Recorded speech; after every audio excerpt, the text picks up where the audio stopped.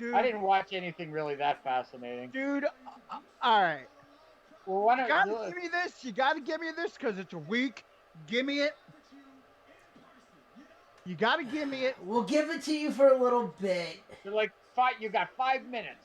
That's it. Oh God, no, We know what No, you're no. We know where you're no, no. going. Easier We'll to let. go through, but Dude, this this was is the not a Okay, most. political no. podcast, We'll dude. No, give no, no. you.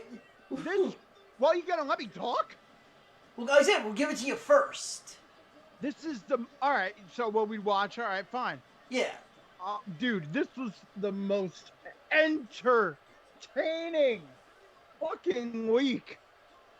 I mean, I didn't think like. All right, every other time I'm watching it, I'm like back in 2016 and shit like that. I was like, oh man, this is boring. Fuck this. As it went on, it got crazier and I will crazier. say that it did because goddamn gritty memes. Dude, the gritty memes and all right, you know what? When we're online, when we're We live, are live right now, so all right. So from real to heel, yeah. boom. No intro, ladies and gentlemen. Welcome to another episode of From Real to Heel. I am your host, Evan Ronnie, and with me, as always, It is I, Trips from Philly and America. You're welcome. and The Zombie Master. No comment. and Oh, I am Evan Ronnie, and just because Joe Biden won this election, there's got to be a winner and a loser. who? La who is the her? You lost your Oh, job. Oh, you lost your job. okay. So Chris already knows what I watched. Oh yeah.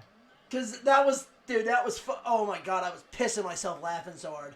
But anyway, yes, on today's episode, we go through what we watched. We go over AEW's Full Gear and our movie of the Ew. week. I will. AEW. All right, we you had- review it. I didn't even fucking watch. You didn't even know. I was gonna say you probably didn't even know. And we go over our game of the week, movie of the week, based off of Stephen King's one of Stephen King's best-selling novels, Gerald's Game. Gerald game. But breaking news. Yes, Chris. Hold on. Let's set it up. Chris, what did you watch? And the floor is have yours. a new president of the fucking United States, and he's not a fucking moron. Thank God.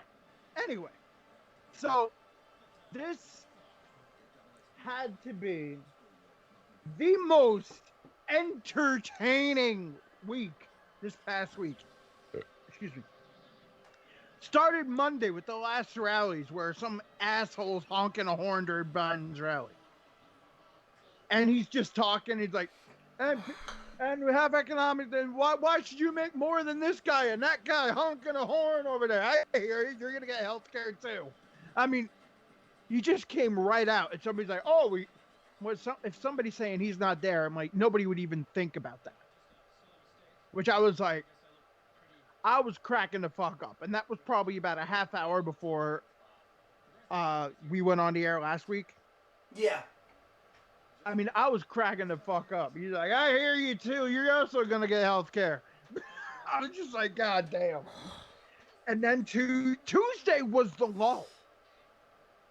Like actual election day, it went. Eh. It was the boredom. Because you look and you're like, God.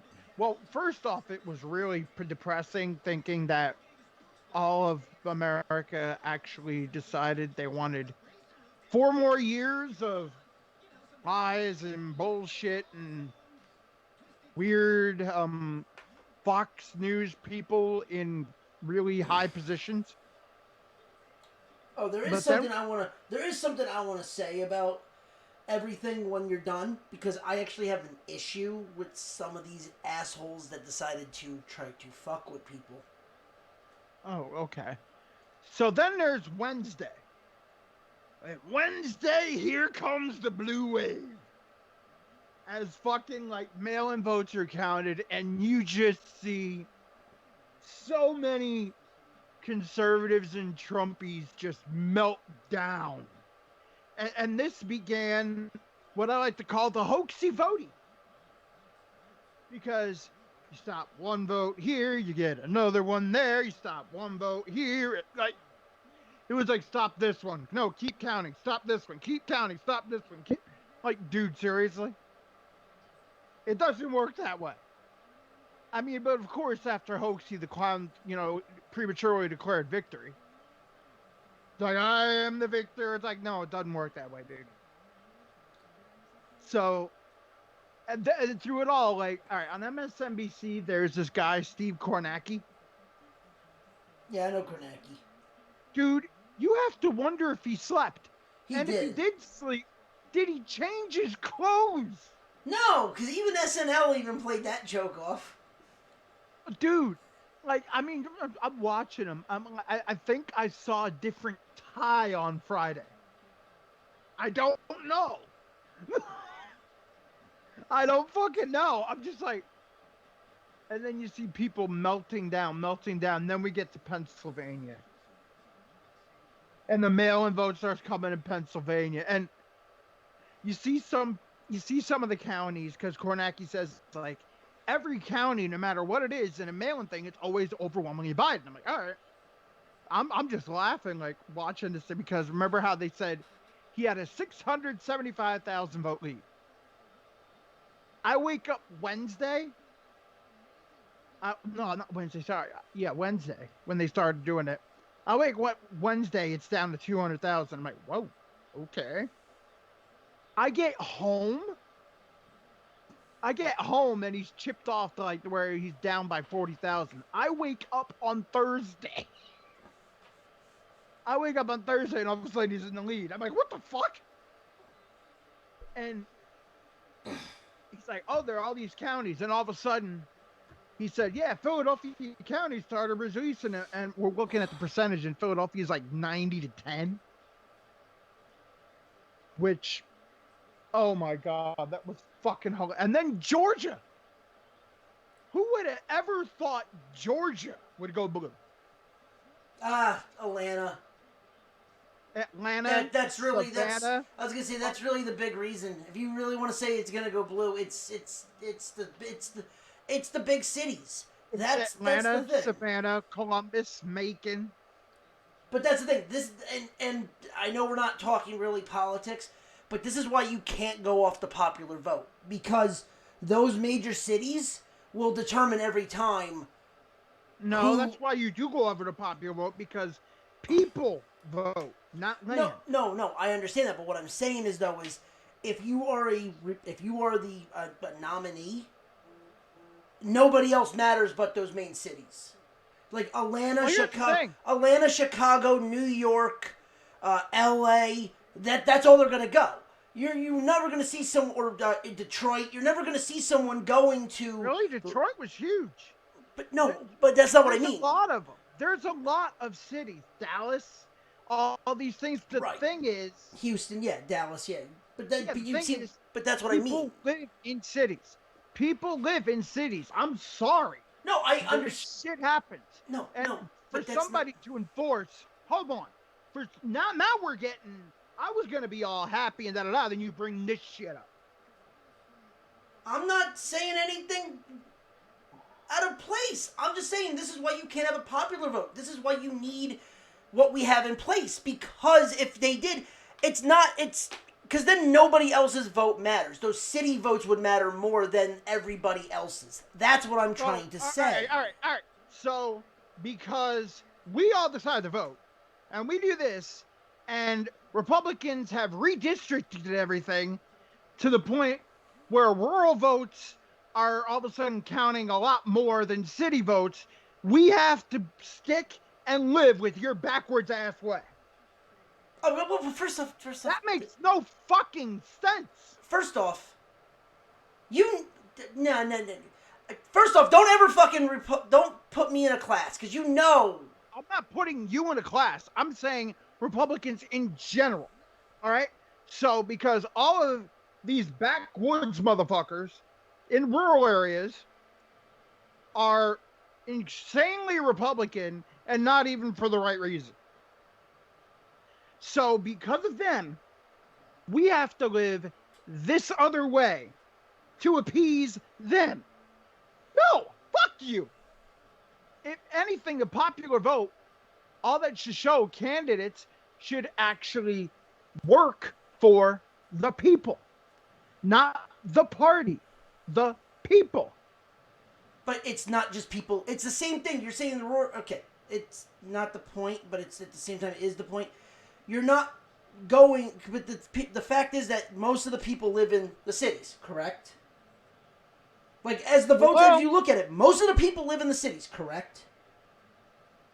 Yeah, and we're diverse, and I understand that, but that. But what I'm So trying to say is though is, but if Bumblefuck with a bunch of white supremacists all of a sudden get their power to enforce on us, which what happened in the past 4 years. Well, no, no that's Donald Dumbass. Yeah, and guess what? He galvanized Bumblefuck. He galvanized all those people, that all of a sudden every racist, horrible tendency, horrible thing that we thought was going away or we were fighting, all of a sudden, boom.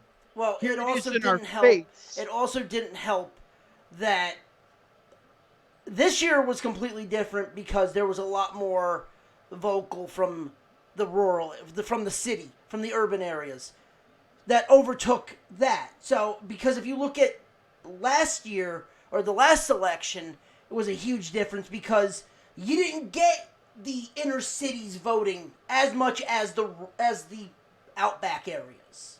No, you didn't. So this year was completely different because then it shows that they were able to do that. But I'm saying is though but now do you get what I'm saying? Now it has to be everywhere instead of just it's one. But you can't do a popular vote because it's just you can do a popular vote, but it. No, you should do the popular vote. The people decide their officials. The people do. It's never going to be. And the fact that, all right, because here's what we're staring down at now that you want to get all into this. All right. Now we're staring down a thing where Republicans are saying to Republican legislators, throw out the popular vote of your state and appoint your own Republican legislators to elect pig fuck. No, that's asinine. And this is why we need to abolish the Electoral College. You're never. Sorry, Bumblefuck. We're not gonna live backwoods rules. You're never gonna do it. Into the real world. It's never gonna happen. It's never gonna happen. Oh, it will. It will. It will. Dude, I'm telling you right now. It's just it will get ugly. Not like that. I'm just saying it'll get ugly really quick if you abolish the Electoral College, and it's more due to the fact that you're going to see a lot more shit from DC than you are going to be from people. Because then you're going to get more people buying votes, and on both ends, you're going to get people buying votes on both ends because to keep their seats. You abolish Electoral College, you take corporate money out of politics. Boom. Done. And don't tell me it can't be done, because it can. Anyway, getting back to the entertainment part, because the entertaining part, after all this, that got me angry. So Friday, this is when you see the gritty memes and all the dancing gritties and fucking Drumline Elmo and shit. And then one of the funniest things I've ever seen in my life. Hey, John. You know who Rage Against the Machine is, right?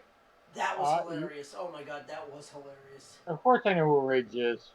All right, you know the song Killing in the Name of? Uh-huh. You know how it's all like anti-police and anti-racist cops? I never really looked into it that deeply, but go ahead. Yeah, it is. So, there are people doing the whole stop the count, stop the whatever, yada yada in Philly. And Trumpies start dancing and rapping to Killing in the Name of. Complete with a girl wrapped in a Blue Lives Matter flag. I see the video. I'm like, you gotta be fucking kidding me. Yeah, but that's also that was Backwoods Bama, wasn't it? No, that was Philly. But that was Philly? Ooh. Yeah, that's even worse. That's even worse, yeah. Well, there are people like this because people are, and people are there on the other side going, that's not a pro-cop song, right? And people are, fuck you, I was gonna say, have you ever listened to Bulls on Parade? Yeah, okay. Bulls on Parade, People of the Sun, Guerrilla Radio. I mean, and somebody tweeted at Tom Morello. And Tom Morello goes, yeah, that's not what we had in mind. At all. And, oh, my God. And then, Saturday. As if it couldn't get any crazier with the gritty memes and the Philly vote bombs. Like, every time, like, boom. I mean, you could just see Trump in a freaking bunker going, no! Like, Saturday rolls around. Starts off, like, calm, cool, All right, we're doing the vote things. We're waiting for Arizona. We're waiting for this. Oh, yeah. Friday also had BBQAnon. Did you see that one in Arizona? Yeah, I saw it. Was it Arizona? No, it was Nevada. The Biden crime family is still in the and the guy looks at him like, what the fuck? And so obviously he got called BBQAnon. Then you had another one. This is a guy in, I think it was in Delaware. It's like, what do you think? It's like, are you the real news or the fake news? And he goes up and goes, fuck off. Yeah, I saw that. That was great. Then the pièce de résistance. Saturday morning. You get a tweet from Moron. Big, huge press conference at the Four Seasons Philadelphia. So you're thinking, Four Seasons Hotel. Yeah, John, this one, you have to hear this because I saw this and oh my God, I can't believe, I think Rudy's got dementia. I really think Rudy's got something wrong with him. Dude, this is insane. Dude, he was next to you ready for this? So they said the Four Seasons. And Hold on, let me say it, all right? I saw the clip. He was at a news conference when they claim about his victory. I saw that press conference. Hold on. There's a lot more. So first off, Friday, why they had to do that? Because Friday they tried to give a rebut thing, and a DJ decided, I don't want to hear this bullshit. Who wants to hear their bullshit laws? So he turns up Beyonce loud as shit so they can't even talk. So of course, and this is after Harlan Hill, and then the next thing, Harlan Hill's like, I'm bringing a team to Philly. This is war. And of course, Philly goes, fuck around and find out. Which is the ultimate Philly thing to say. You know that, I know that. Yeah. Yeah, fuck around and find out. See what happens. And all of a sudden people are like, you really want to go to Philly? You really want to fight people in Philly, huh? I was going to say, you saw the video I sent you. Yeah. And then there was a tweet that somebody's like, all right, everybody, the uniform for the war in Philly is your favorite Philly sports jersey. Who cares what it is? And one of them Tricona Jones that the tour guys wear. I just started cracking the fuck up because they had memes the whole day. This is all Friday. And Saturday rolls around, big conference at the Four Seasons, Philadelphia. All of a sudden, it gets changed. And even MSNBC's like, there was supposed to be a conference at Four Seasons Hotel, Philadelphia. Four Seasons Hotel said, no, it's at the Four Seasons Landscaping. Four Seasons Total Landscaping, Philadelphia. Which is on State Road off of 95. Next to a crematorium. next to a crematorium and Fantasy Island adult store. I shit you not. Basically, right next to a porn store. And and all of a sudden, you see Giuliani and like taking the podium with taped up Trump signs on a garage door. I muted what he had to say because I didn't give a fuck. I know it's gonna be bullshit. I muted what he had to say, and then I look over and there's a garden hose. There's a hose on one spot and there's a fire extinguisher on the other. And I'm just laughing my ass off. I can't believe this shit. And then apparently this is when they got the news that Biden won the presidency. And you see reporters just grab, right? You see reporters just grab their shit like, yeah, fuck this. And they start driving down the Delaware. They start leaving, going down to Delaware, and oh my God. All right, so there was a guy that was there. Oh. Excuse me. And he goes, since I couldn't get into the Trump press conference, I went to Fantasy Island next door. Zarif Jacob, an ex-architect, could not fathom why the presser was near his shop, or even happening. He lost. He knows he lost. Also, people were taking up the spaces in his parking lot. I mean, so you have this dumb, ridiculous press conference, and then you have the owner of the porn store basically doing a get off my lawn moment. You can't make this shit up. I mean, it went from hilarious to just bizarrely hilarious.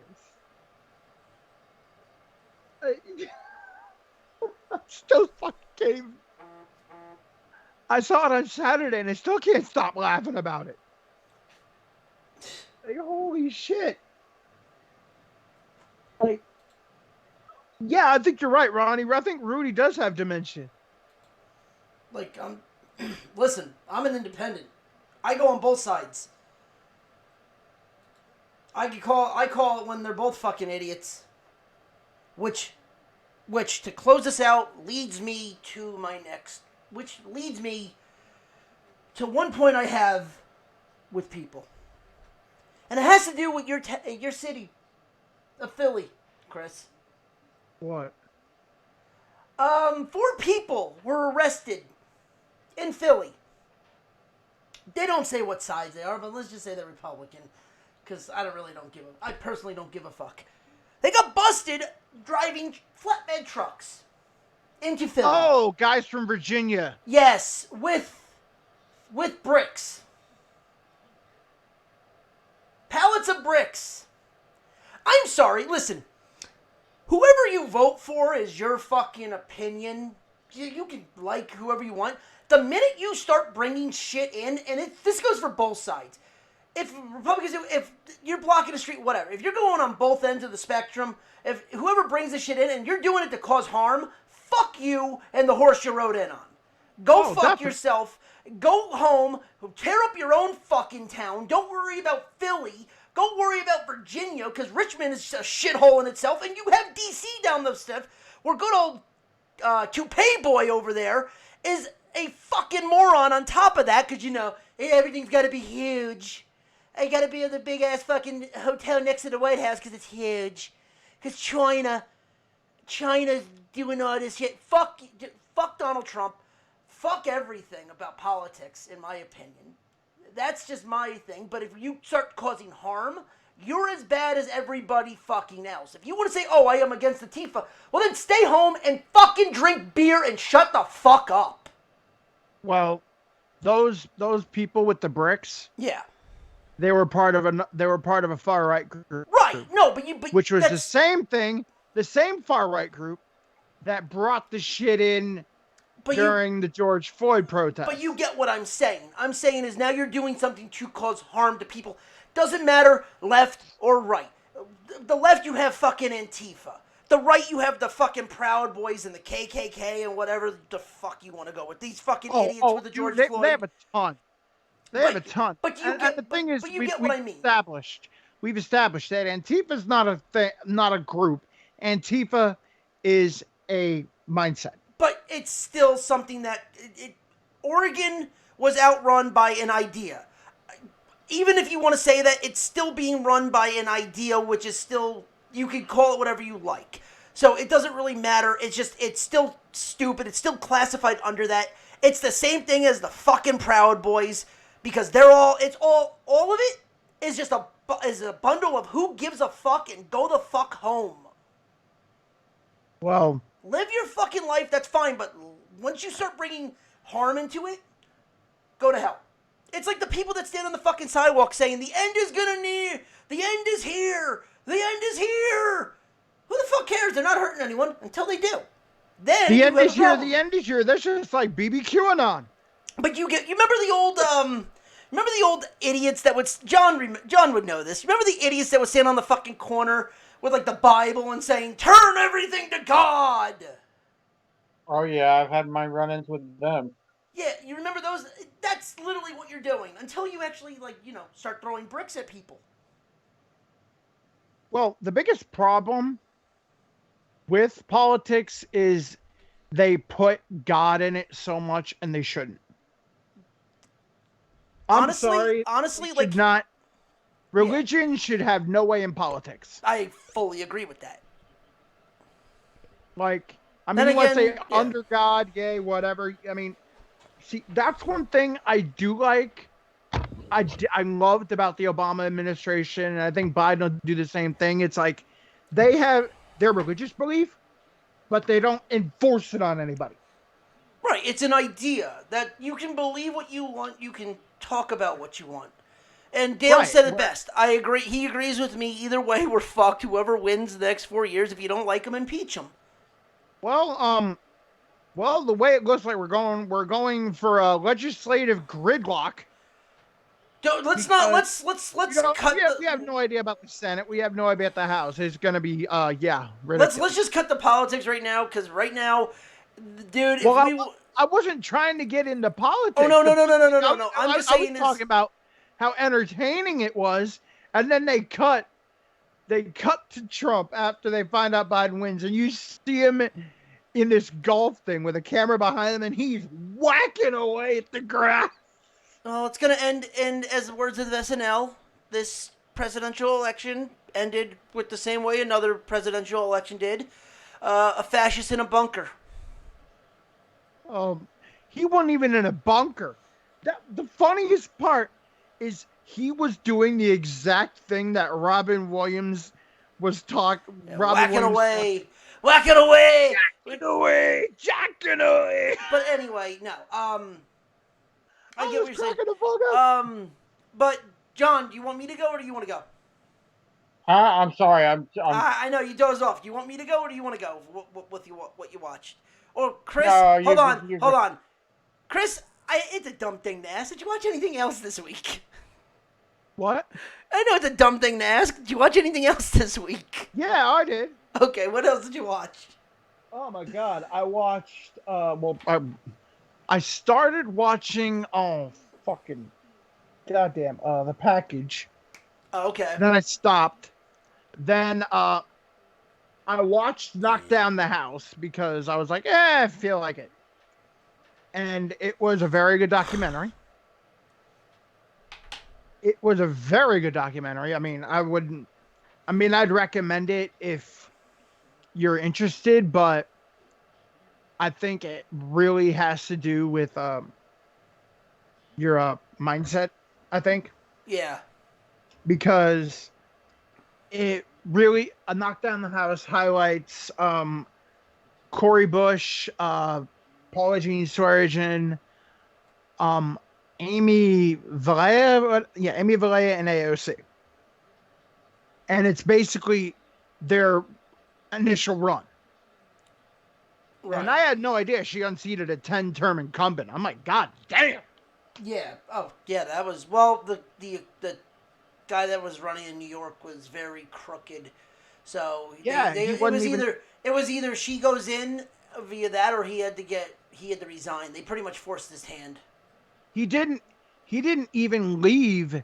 He didn't like. She did an interview like on a radio, and she's like, "He don't even live here, y'all. He lives in Virginia." Yeah, that's I was true. like, Joe Crowley lives in Virginia. Yeah. And he never ever, like, basically he didn't even like win his seat. They used a legal loophole. Well, you do know that the only way that they could win a seat like that is they had to have residents here. So that was the whole Oh yeah. that was the whole thing. But no, Yeah, so I mean it was good. I watched it last night. I really liked it. I was like, as far as documentaries go, I really liked it. And I think, oh yeah, SmackDown, by the way, and yay Ruby, and I think SmackDown, I think WWE almost knew that like certain people that if they like Alexa Bliss, they like Ruby Riott, so they throw Ruby Riott on the SmackDown. yeah. So now you have to watch both of sort of. But another thing, Linda McMahon, don't come back to WWE. Don't. No, stay. Just enjoy retirement, please. Well, the thing is like, somebody had Linda McMahon, and I clicked on it because I'm like, oh, Linda McMahon has a Twitter, and she has this super PAC thing, and she's promoting the Stop the Steal thing. I'm like, oh no, you go the fuck away from WWE. You go the fuck away from WWE. You're like, nah. Nah. Because it's one thing to have a certain thing on it, but then when you start promoting something that's baseless and bullshit to even your like core followers and shit like that,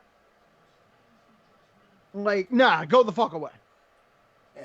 We already I mean, that'd be like me. dealt with a lot of bullshit for the last 10 years of that. Oh, yeah. You can stop. Yeah, and to everyone else, since, we saved democracy, go Philly, to all of our new Church of Gritty converts, we have no places of worship or prayer times. Just say your Johns and eat your cheesesteaks. Blessed be his name. The fucking gritty memes. All right, John, what did you watch? There we go. Oh, okay. I'm still half in and out here. Wake up.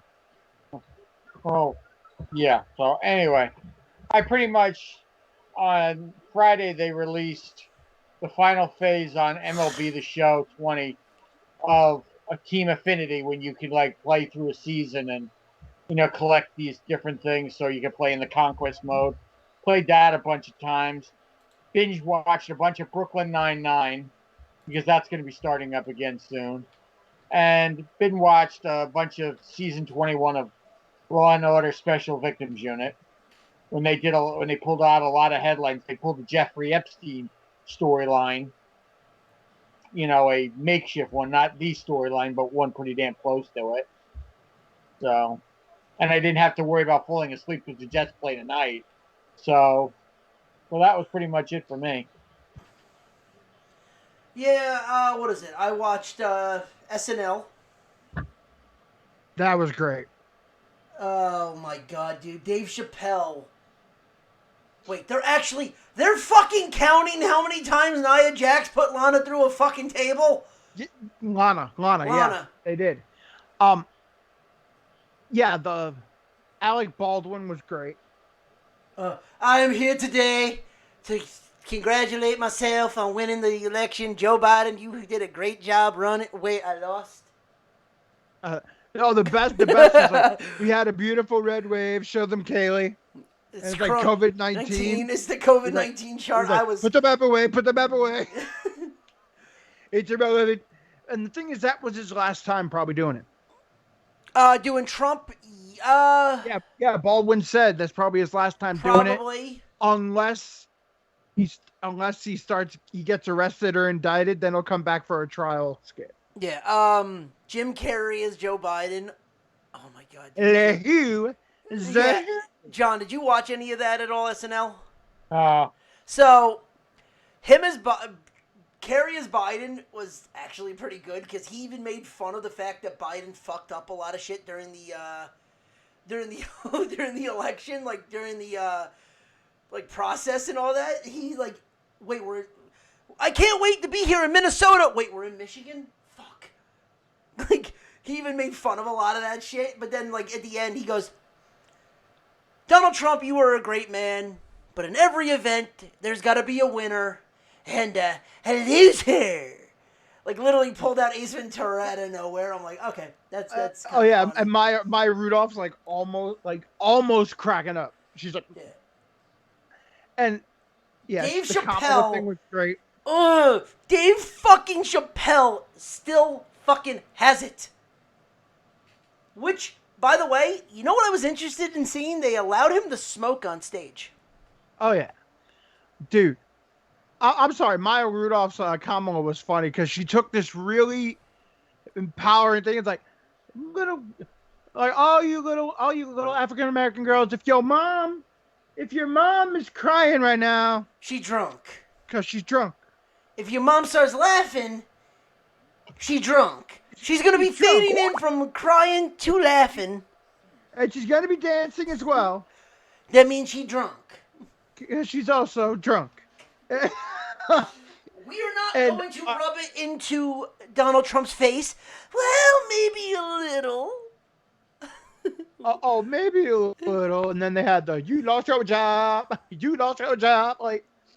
But Dave Chappelle, Baldwin, the skit after Macho Man. Yeah.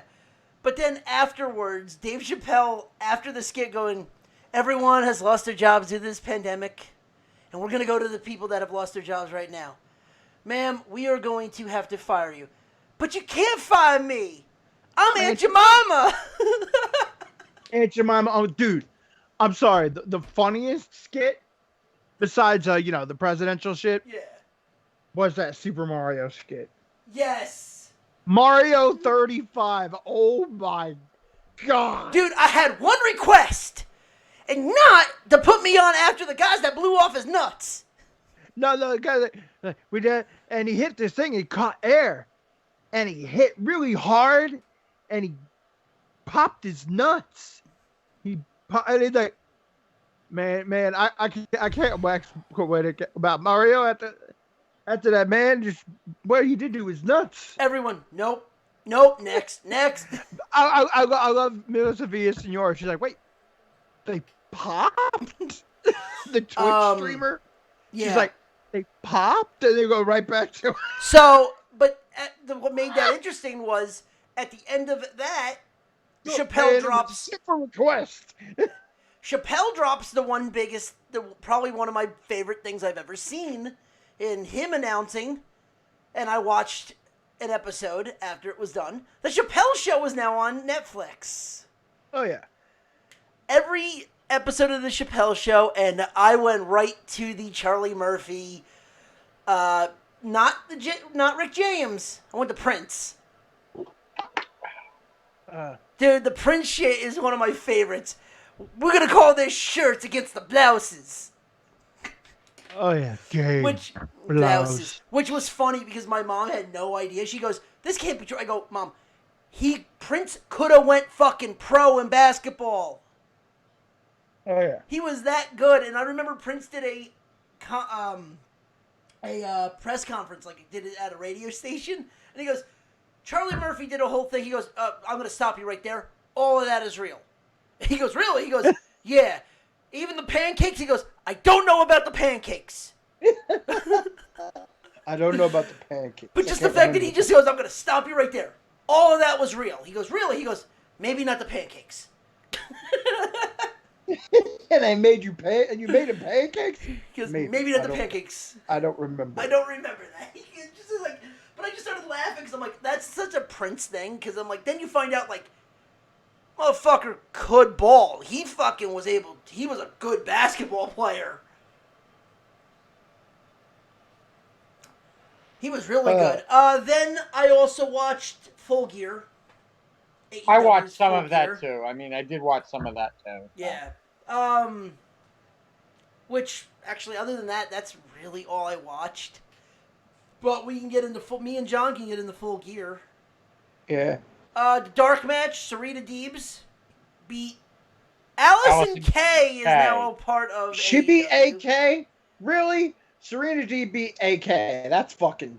But it was also for the NWA title. That's why they had her. Oh, okay. Yeah, and AK is done with NWA.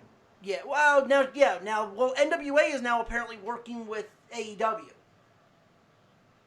So. Well, they gotta work. Yeah.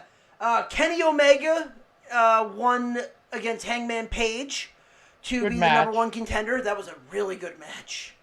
Good match, yeah. Orange Cassidy beat John Silver. Who cares? Bro, John Silver... Chris will like this. John Silver ripped the fucking jacket Oh, God. off of Orange Cassidy. Just straight up shredded the fucking jean jacket off of Cassidy. Ah, yeah. Darby Allin defeated Cody Rhodes. He got the name back. Yes, WWE officially let him have it back. Yep.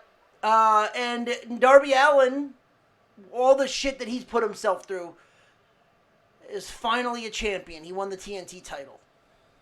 He's a hell of a... a lot of people thought Sting was going to come back and possibly manage him, but it didn't happen. I don't know why you would. Dude, he's doing too good, but he's got to learn. And me and Chris have talked about this plenty of times. He's got to learn where to take his spots. He's going to kill himself. Oh, yeah. I'm sorry. Darby? Oh, yeah. Dude, I'm gonna do a fucking 20-foot spot onto a skateboard and fuck my ankles up. Oh, yeah. Ugh. And that coffin drop, one day he's going to miss that and screw up somewhere. Oh, he's done it from the top rope to the fucking apron. Full-fledged coffin drop right to the apron.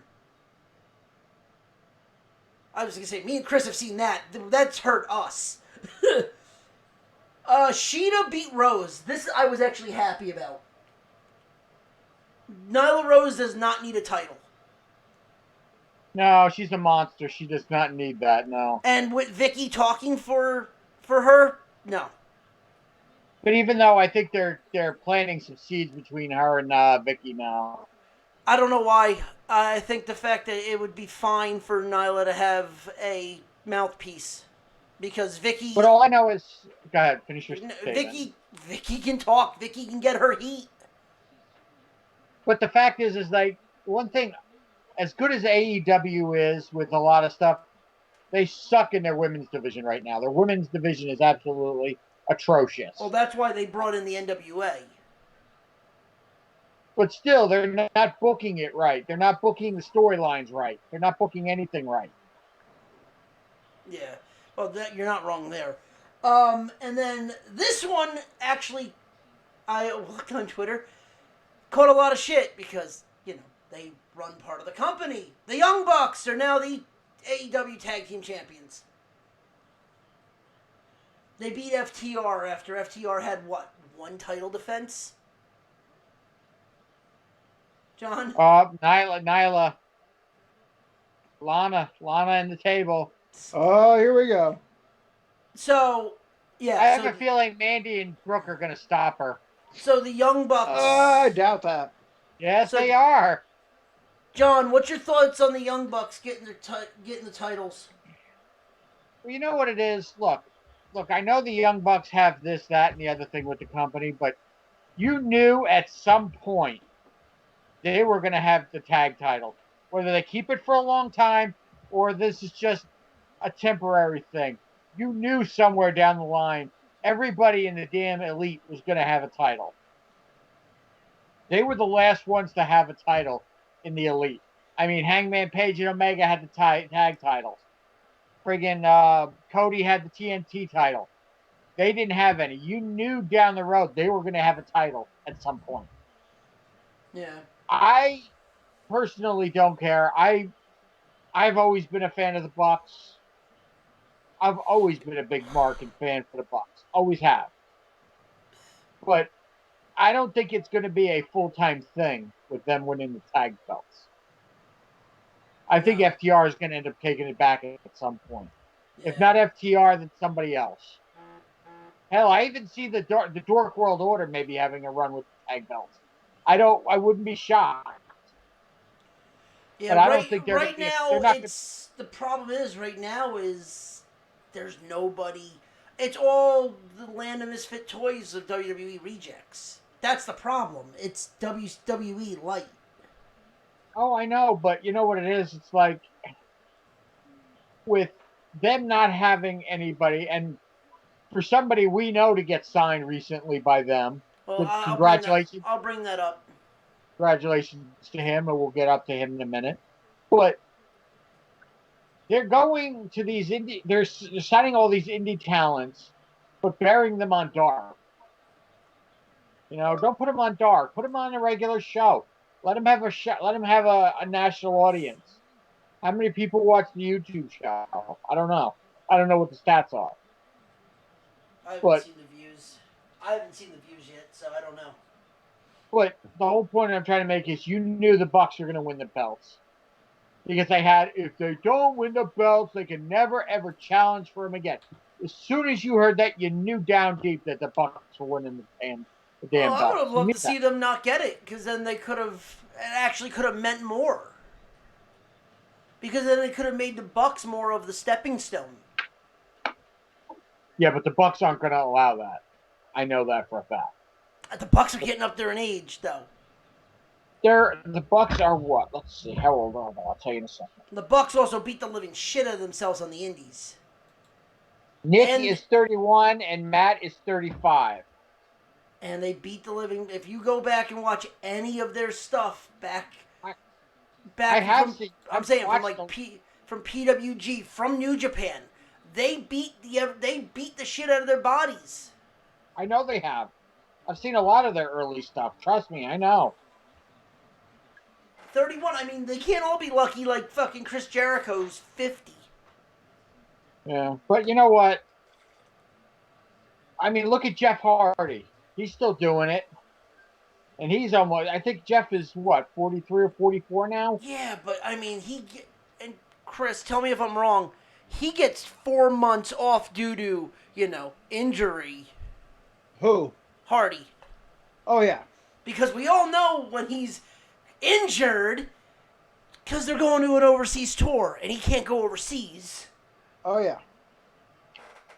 Now he can. That's when he gets injured. Yeah, he's. But right now with COVID, he can't get injured at all. Now if it's COVID, we're doing it right now. Like his injury, quote unquote injury, would be an actual injury. Yeah, right. Yeah. Well, speaking of injury, the next match, and Chris, I have to tell you to go watch this match. Matt Hardy versus Sammy Guevara in the Elite Deletion match. Yes. It was in the Hardy compound. That's all I need to say. Yep. And there were some surprises. Well, I'll even go into it. It's not that big of a deal, but they Good match. Good match. They had like the whole Vanguard and all that other shit, but yeah, so Helms showed up. Hurricane. And As Hurricane. Well, wait. Well, no. It actually gets funnier because they actually make fun of the fact that AEW really doesn't know what they're doing. So you have Hurricane go, dude, what up? It's been 2 years. He goes, I know. Bad storytelling. What's up with that? I'm like, God damn it. They even make fun of it themselves. of course they did. Yeah. Then Gangrel showed up. Yep.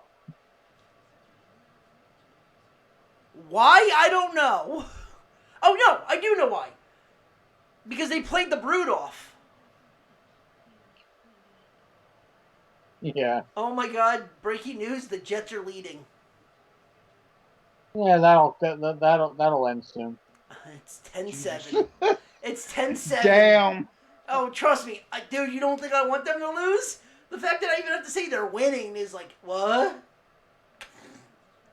0-9, baby. Yeah. Well. I mean, you guys. Well, you're at that point now where do you tank completely? Because if you win, then you fuck up the tank. Yeah. Oh yeah. There was an injury in this match though that got really bad. Sammy Guevara split the back of his head wide open. Yeah, Table that was spot where he bad. went through the table and just gashed his entire back of his head. Then MJF beat Chris Jericho. Now he's part of the inner circle. Yeah. Which, let's face it, MJF is still the best thing going right now. Yeah. Which means somebody might be leaving the inner circle then. No, they can just MWO it. They're already teasing the bodyguards facing off. Oh, Wardlaw and Swagger. They're already teasing yeah. that. They the way they looked at each other at the end, they're already teasing that shit. And well, then they also were teasing the fact that they think they might want to turn Sammy Guevara babyface at some point. I think he shouldn't. He needs to be He needs to be the Weasley heel. That's Sammy. Sammy's is a shit-eating heel. And then finally, Jon Moxley beat Eddie Kingston in an I Quit match. Dude, Eddie Kingston's got a resurgent going for his fucking career. Oh, that was an awesome match, though. Yep. Didn't care for his ring gear, but the match was awesome. Well, his ring gear was an homage to I forget the Japanese wrestler's name, but it was an homage to a Japanese wrestler. Oh, okay, but yeah. I didn't know that. So. No, not many people did until I actually saw someone put it out. And Full Gear ends with Jon Moxley and Kenny Omega squaring up in the middle of the ring. Well, this was the last pay-per-view of the year, too. Yeah, January they come back with the next one. Which I don't remember what the next one's going to be. It's going to be Revolution, yes. Revolution is going to be the next one. Yeah, it's going to be February 27th, 2021. Yes. But that's Full Gear. Like I said, I enjoyed the show. From what I recorded it. I flipped through it. But like I said, the only matches I stopped and watched, I watched Kingston and Moxley. I watched the Bucks and FTR, and I watched the Final Deletion match. Yep. Final Deletion? Yeah, the Elite Deletion. Elite Deletion, I meant. Well, you know what I meant. Same fucking thing. The Hardy Guevara match.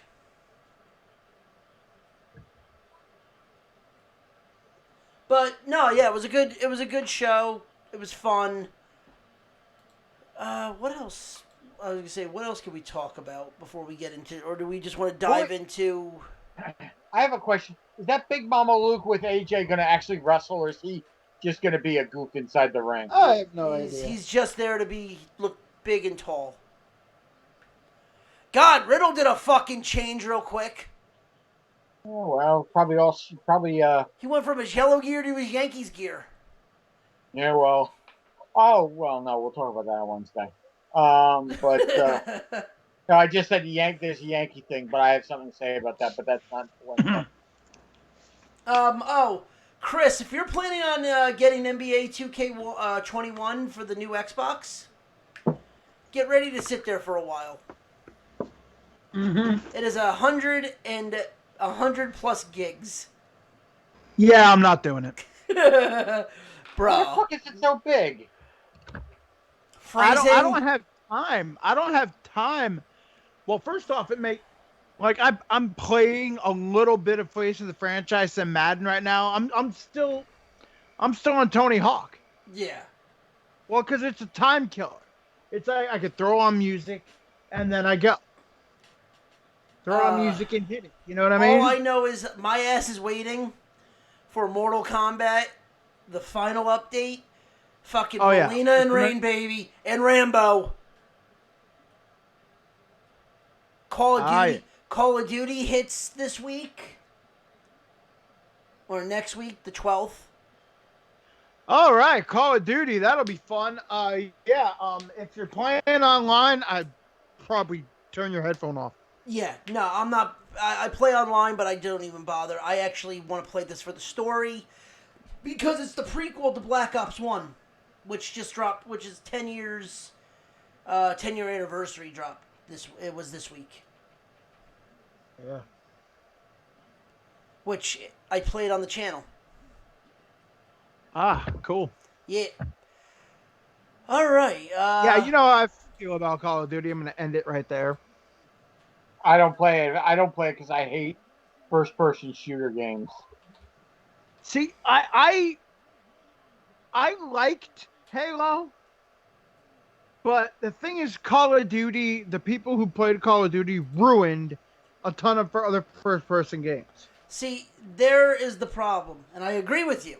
There's the problem. It's the fact that you're getting the bullshit from the online, and a lot of video game developers are focusing strictly online, and that's the problem with games now. Because we're gonna make you fork up $70 for a half-ass single-player game so we can have esports. Yeah. I'm sorry. Are you a fighting game? No. Are you a sports game? No. You're a shooter. Oh, that's clever. What's your single player like? Oh, it's shit. Then why the fuck am I buying it? The multiplayer should be a plus, not the main reason you buy a game. The best online game I ever played was Splinter Cell Chaos. Blacklist. The one where you had where you just had a friend and you just went through the game, just almost like split screen. Yeah, I mean, let's face it. The best game when it comes to split screen still to this day is fucking GoldenEye. Anything that's... Wait, what? GoldenEye is still one of the best games to play. Split screen. GoldenEye? Oh, yeah. Yeah. No, like Splinter Cell, like basically you could play split screen local, or you would play online with only one person because that's all you could have. And it was so much better because you could actually develop, actual friendship or something. Where with COD, as soon as you get thrown into a thing, unless you're playing with your friends, 5,000 people calling you a pussy and yada yada yada yada. And you talk like you're a fucking 5-year-old kid. And nowadays with all the dude bros and MAGAs, now they're gonna call you a cuck, liberal, fucking snowflake. I'm good. By the way, you know what? You know how this all changes? Mute. Spotify. Suck my dick. Oh, Spotify's beautiful. Yep, just kill people. But the bad thing is... R.I.P. Ken Spears. Yeah, I was gonna creator bring that of Scooby-Doo. Yep, I was gonna. Happy Dale. The other downside is, I feel bad for whoever's buying these new systems. Unless you're buying older games to play on it, get ready to shell out more money. Why? Prices officially have gone up to $70. For what? For any game on the PS5 or the Xbox X. Oh, well, I guess I won't be buying those systems. $69.99. $70 fucking dollars. Well, the thing is, they did that during a fucking pandemic. All right. I said before, when the Xbox One came out, like games went up to like $70. And then they cut them down. Well, no. Here's the thing. What they did was the standard game was always $60. $64.45. Don't ask me how I fucking know that. I worked at GameStop for 10 years. Fucking tax. The fact that it's going to be $70 now, and you are shelling out $500 for a new system, is really stupid. You are forcing people to buy one system, or fuck it, buy a fucking computer.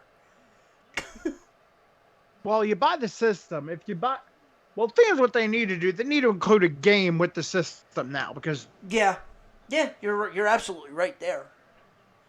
And I Well- mean, you need to get the game. I don't want no digital shit. Give me the fucking physical game in the with the console. Well, you could. Well, it has like a massive hard drive, so you can actually download the digital. But the thing is, like, I know games like Madden. Yeah. If you bought Madden for regular for Xbox One, if you get Xbox Series X, the upgrade's free. Yeah, I like- mean, it's not going to upgrade till like basically next year, I think. Yeah. I mean, they were trying to get it for November, but they had glitches, they had issues with it, so hey, it is what it is. And it's the same thing with like Mortal Kombat and even Call of Duty. If you buy Cold War, you get the digital upgrade for it. And like they're doing a lot of the games where the earlier ones but anything after next year, $70. But yeah, like they're doing the same thing. I know Mortal Kombat, UFC, Control has a game of the Ultimate Edition, which Yeah. is $39.99. I mean, if you haven't bought Control already, I mean, if you bought Control, you sort of fucked. But like, they'll do it digitally. I mean, let's face it, I'm kind of... You know what the best thing is, Chris? And you know what really the best thing to get is for the new Xbox? Is shell out the fucking $10 a month for Game Pass. Oh yeah, completely. Because you That's get how all the that games... works, like- you get all the games for $10 a month and you play everything. Yeah, like I'm wondering if Control Ultimate Edition is going to be worth it because, well, they have it out. I mean, for Xbox One, and that's the one that will automatically do the update or whatever it's called Mm-hmm. to Xbox Series X when you get it. I'm like, that'd be cool. It's $39 or whatever. I mean, I have the game right now. I mean, do I want to just trade it in and get that one? I don't know. Yeah. But it's something that's going to be... It's definitely something that's... I don't really agree with. Here's an idea. Figure out a way how to get a working baseball game on the Xbox so people can actually choose. Because baseball fans are getting sick and tired of having to buy both fucking systems to play MLB The Show and actually play a good fucking game and actually have good fucking internet to play other games on it. Oh, yeah. Because, listen, I have a PS4. Really, the only reason I own a PS4 is for MLB. True. The thing is, like, after a while, I mean, I tried to play an MLB game. I can't even do it. I don't have the time. Well, that's the thing. And you need, and the way they have it now, they focus so much on Ultimate Team, you need to that literally needs to be the game you play anytime. And after a while, I mean, I remember once I went live and I played a game and I actually filmed it and put it on Facebook where I literally I got a triple play. Oh, yeah. You got it. I'm like, All right, yeah, that's never going to happen again. All right. EA, take out Madden Ultimate Team. Take out any Ultimate Team shit. Put it in its own game. Well, no, you I can was keep happy Ultimate with Team. UFC 4. UFC 4 took out Ultimate Team. Thank fucking You can God. keep Ultimate Team, but don't make online around Ultimate Team. No, I'm saying, no, if you want Ultimate Team, if people want Ultimate Team, like have your own standalone game where people who want to play Madden can get the Madden game and not Ultimate Team, because I'm so sick every time I turn on the damn game, it's like, oh yeah, here's this, here's that, here's this, look at this, it's free. And then I get the damn free shit. And then it's like, oh yeah, well, I'm like, Jesus fucking, I just want to play a damn game. Yeah. Like, I remember back in the day when I would play Ultimate Team, and I would play a guy who had, like, Troy Polamalu, or 2 Troy Polomalus and 3 Darrell Revises. I'm like, how the fuck is that fair? Yeah, Ultimate Team is bullshit. I'm like, oh, and his wide receivers are Jerry Rice, and I'm like, oh, Jesus Christ. This is someone that literally just spent thousands upon thousands of dollars to make his dick hard. Yeah, which basically means he probably, like, got somebody's credit card number. Yeah, no, you know Charge shit. you make that joke, but you're probably right. Charge the shit to him or somebody else who got caught, who got the fraud, and he's got his whole ultimate team of full of whatever, or it's some rich kid that just, I got to get the best. Yeah, and guess what? If you ever decide to play in a tournament, you can only play with one player per spot. So good luck.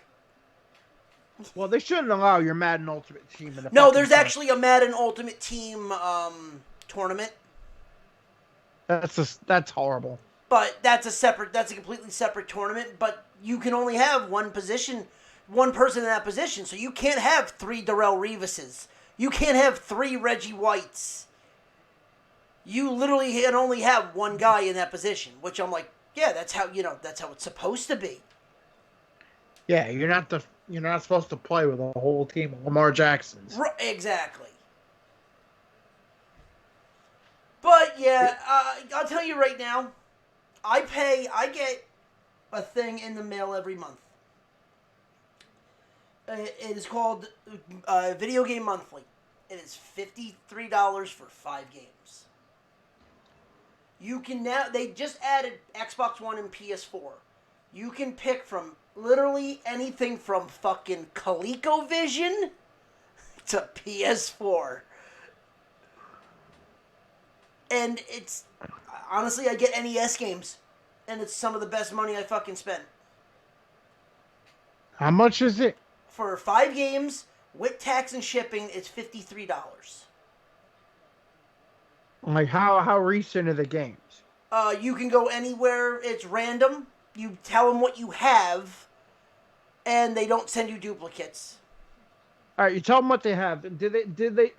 Can you actually pick the genre of game you want so you don't get stuck with a bunch of anime bullshit? Unfortunately, no.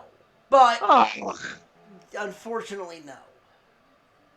It's that's random. I mean, they do take requests, but I mean, more than likely, In big capital letters, no anime bullshit. yeah, like you could say that, but if they listen, who the hell knows? And it goes from anywhere between 3 games to 10 games, and Yeah, the prices. No, my luck. Yeah, no, my luck. The first month, I'll get Doki Doki 5,000 fucking anime games. I'll say this. So like I got this box this month, and the genres that I picked were NES, not genres, the systems that I picked were Sega Genesis, NES. Like I did all retro up to GameCube. Okay. So I got golf, like Nintendo Golf, Ooh. F-Zero, NBA Jam for the Genesis, Call of Duty 2: The Finest Hour for the GameCube. I'm like, oh boy, this should be fun. I got one shit game. I got Flushed Away for the GameCube, and then I got oh fuck, what was the other one? Oh yeah, Snow Crossing for the PS1. So like you're gonna get your fine fare of duds. I've had a couple in there, but you get some interesting stuff. Like I got Cruising USA 1 month. Like if you're into All right, what's this called again? Video Game Monthly. All right, like what is it? VideoGameMonthly.com or what? Yeah, .com. All right. Yeah, and it's something I actually came up on Instagram. So I thought it was interesting. I'm like, oh, this is kind of cool. Let me try it out. And I've been doing it for about 6 months now. All right. I don't have any server. What the fuck? I'll send you the link. Yeah, please do. And I actually have to check it out because I want to see. I got to put in my stuff for the PS4 and stuff like that. I'm gonna put it in the Skype chat. All right, cool. Yeah. All right. It's Video Games Monthly. All right, I got you. There you go. Yep, I'm on it. Yeah.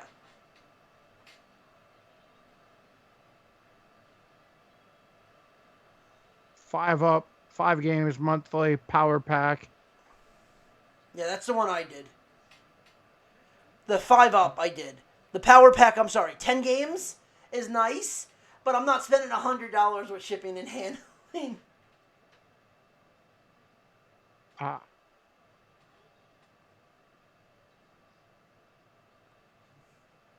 And they just announced today that they put in Xbox One and PS4. Really? I don't see it yet. They might. Actually, let me actually. I'll take a look. But that was something that I just read on their Instagram. So. Okay. Yeah, I've been. Actually, they have not yet. Okay, they Yeah. haven't put anything up yet. They're going to though.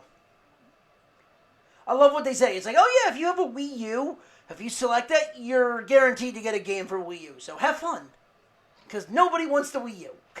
No, fuck Wii U. Wii U, Wii U, Wii U.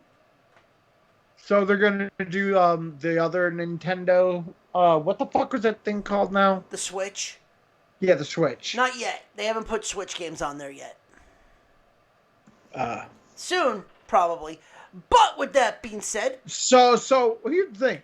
So if you get like a Guitar Hero or something like that, do you have to buy the controller? yeah, but you go to any retro game, like literally, if you told me that you needed a Xbox 360 guitar, I'd fucking find you one because I can get one for like $5. Oh man, I had a ton of those Guitar Hero guitars. I still have my old PS2 one. And your somewhere. Rock Band guitar. I need a PS2 one. That's the one I want because I want the OG PS2 ones. Yeah, I don't have. The only thing I don't have, I can't find, is the thing that you connect to the PS2. The cordless thing. I can't find that. Oh yeah, I know what you're talking about. All right, the thing that pissed me off with Guitar Hero and Rock Band especially. I'll be right back. I gotta go take a Mets. I'll be right back. All right. Oh no, wait a minute. I take that back. It's no longer a Mets. Now I gotta go take a Jets. Oh. Speaking of Jets. They're in the lead still. Commercial. That's a 2-minute warning. All right, commercial. The CMA Awards. Yeah, that'd be fun. The CMA Awards, otherwise known as the QAnon Convention. Anyway, Oh. no, what were you saying? All right. What I was saying, like, the craziness. All right, no. Sorry. Oh, yeah. The thing I can't stand with Rock Band and fucking the other one Yeah, Guitar Hero. and Guitar Hero. It's like, man, all right, punk rock has never been that hard. Ever. I know, because I can play most of the damn punk songs on a real guitar. And they're not that hard. Well, 13.7 Jets. Holy shit. The problem is they mix... I'll say this. The problem is with that is they mix the rhythm guitar and the lead guitar together. But most punk guitar isn't even that hard. No, but I'm saying that's why it's so hard, because they put both guitar... Unfortunately, they put both guitars together. But even if you play, like... All right. Like, say for Green Day.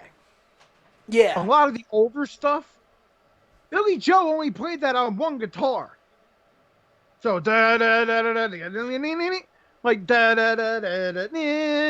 like, he basically hold the other thing, doing the lead as he's playing the rhythm. I'm like, and in Guitar Hero, it's like, I'm like, dude, no. Yeah, I know what you're saying, and you're right. Some of them are just bad, and I'm just like, fuck it. Like, I'll play, like, the only one that I'll play that I love from Green Day is, Nice Guys Finish Last, because it's one fucking note over and over again, because it's like, because I'm like, alright, it's still hard, but it's like semi-easy. Dude, For Guitar Nice Guys Hero Finish standard. Last on Expert. God. Yeah. They have all these hammer-ons and pull-offs. I'm like, dude, there are no hammer-ons and pull-offs in this song. At all. I mean, Billy Joe plays that shit straight up, just like. I'm just like, all right. When a typical punk song is harder than a Coheed song on there, you have a problem. When it's harder than Eddie Van Halen, we have a I'm like, problem. I'm like, are you fucking serious? Like, I remember rock band Coheed. They had oh, what fucking song was it? With the We Are Juggernaut. Oh, okay. And you know the part that yeah, like, and I'm playing that, and I'm just like, I can't even play that on a big guitar because it's like the way he does it, like you basically have to break your fingers Yeah. and then set them in a different way in like a claw. Like unless like you do like massive like finger yoga. Yeah, I mean, I know what you're talking about. yeah, you have to literally like, break your fingers and set them in a claw like the Undertaker's thing. Like the urn thing, you know, like the urn thing, and then you like, then they have to heal that way, and then you magically put a guitar in there, and And even then, like, I haven't played in a while. yeah, I don't want to try because I'm afraid like that I can't fucking do that shit anymore because my fucking knuckles have literally gotten like calcified to the point I'm where I'm back. like, if I start playing like that shit, it's just gonna be ugly. What game are you talking about now? Guitar Hero. yeah. I was saying Guitar Hero, like there are punk songs that they are not that hard to play on guitar normally. No, I don't play. I don't mess with. I messed with it for about maybe 2 days. I had gotten it really cheap. I got the guitar in the game for like $10 somewhere. Played it. I didn't care for it, and it just sat there and collecting dust. I just found it recently. The guitar. I don't even know where the game is. I remember they had a Misfits song on there. Oh god, that was the first one. It wasn't even last. I don't think it was Last Caress because there's no way they could ever get away with that. The first one was a misfit. Was the Rock Band one had misfits on it? Yeah, I think it was We Are 138. I think so. Yeah. And I know for a fact there are no hammer-ons and pull-offs in We Are 138. Let's see the songs. I just pulled up the song list for it, and it had God, "Are You Gonna Be My Girl," It had the "Bathroom shitty. Blitz," It had the shitty "Black version of Hole Enter Sun," Sandman. "Blitzkrieg Bop," "Celebrity Skin," "Cherub Rock," "Creep," "Dead on Arrival," "Detroit Rock City," "Go Fear the Reaper," "Give Me Shelter," "Here We Go Again," "Highway Star," So fucking "Orange Crush" overplayed. by REM, uh, "Nine Inch Nails," the Hand That Feeds. I mean, that's just a list of them. Oh, I just remember like punk songs with all these like freaking hammer-ons and pull-offs on Expert. I'm like, dude, no. I'm sorry. I can play the song on a regular guitar. And I can play the song on the regular guitar, and I know there's no hammer-ons and pull-offs. I'm like, are you serious? I mean, I'm sorry. Playing Green Day should not be as hard as playing Coheed.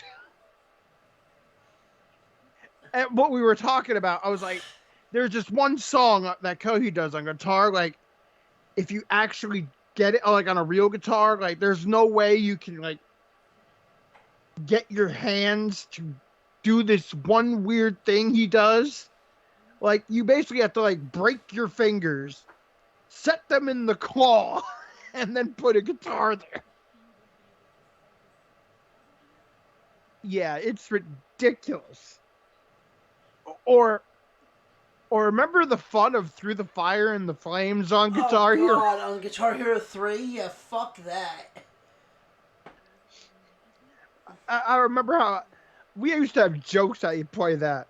It's like get really good at Guitar Hero, snort like 5 lines of coke, then play song. Which, by the way, if you want to hear the funniest shit in the world, the lead singer of oh You God, mean the guitar player for Dragon Force can't no. even play it on Well, Guitar Hero? he can't even play it. Period. He goes. The drummer's like, yeah, that's not even the drummers and guitar was like, yeah, that's not even really possible. I don't know how the fuck that's even thing. But the lead singer of Dragon Force did a thing with Have you ever heard of a band called Power Glove? Oh yeah. They did a version of Under the Sea from the Little Mermaid metal version. Dude, it is so fucking funny. Like the metal version of Under the Sea via via fucking Dragon Force. I'm like, what the fuck is going on? Dude. I remember when they had Herman Lee like play Through the Fire and the Flames on regular guitar, and then they like now try to play it on Guitar Hero. And he looked at that thing like he's like, fuck that. Yeah. He basically put down the guitar. He's like, nah, I'm done. He's like, I don't even do that. like, like, Dude, it's like Mike Tyson trying to play Mike Tyson's Punch Out. He couldn't even do it. yeah. The craziest thing with fucking Through the Fire and the Flames, the guitar on Guitar Hero, it's like on Expert, is you have all these hammer off and pull on so fast, and then you have the other thing where you don't keep chugging. Right. Yeah, and at the same time you're going 5,000 miles an hour on that thing. Like at the end of that song, you have carpal tunnel. Oh, yeah. We've had challenges in college to see how much you could actually play of said song. Not to mention your forearm all of a sudden looks like you just jacked off for like a day straight for a year. You're just like, ugh! And then remember how he had different ways to hold it? Oh, yeah. It's like, hold it up close. Maybe they won't hurt that way. Hold it down low like Billy Joe. No, that hurts way too much. Lay it down on a bed and do this. No, your arm starts getting so tough. Dude, I never felt my arm get that, like, put it this way, I never felt my arm get that, like, fucking tired and, what's the word, like, just tight and shit like that. The only other time I ever felt that was playing track and field on Nintendo. Hell yeah, dude. With the fucking arm wrestling. Oh, I hated that level. Remember how you try to like drum the A and B and it didn't work? Yeah. It wasn't fast enough. So then you came with the idea, hey, if I rub it, it works perfectly. And then after a while you rub your thumb raw, you're like, all right, well, I can't do that. You put a pad on it, it doesn't work. And then you actually found out if you grabbed like a Pepsi cap or a Gatorade cap, it went brrr. Dude, back in the day, all the old tricks of the trade for video games was like the funny shit. Like, oh yeah, don't blow in cartridges. Why? Because it fucks the cartridge up. Nope, we're gonna fucking do it anyway. I got a game that was not that you only had to do it one time. Did you ever play APB? Oh yeah. Oh yeah. With the car when you had to get the guy to confess? Yeah. Oh, Sit there and beat the hell out of him. I confess. You know, and then you get the large butt coming down the stairs and he pull his pants up. I miss that game. That game was fun. I used to love that game. I don't even know if that's on any system at all. Yeah, I remember when my old school Nintendo wouldn't work. I'm like, what do I do? All of a sudden somebody goes like, roll it. I'm like, what? Yeah, like roll it like a bowling ball. I'm like, all right. I went, I'm like, yeah, I probably fucked him. I think I put it in, worked perfectly. I'm like, you got to be kidding me. I mean, Nintendo was the game. Nintendo was the system where you could take the cartridge and throw it against the damn wall, pick it up, put it in there, and the game will work. Yep. Don't blow in the cartridge. Fuck you. I'm blowing in the system. I'm blowing in the cartridge, and watch that shit work. I'm knocking on the damn cartridge like a door. Dude, back in the day, it was like, it was the same thing with phones.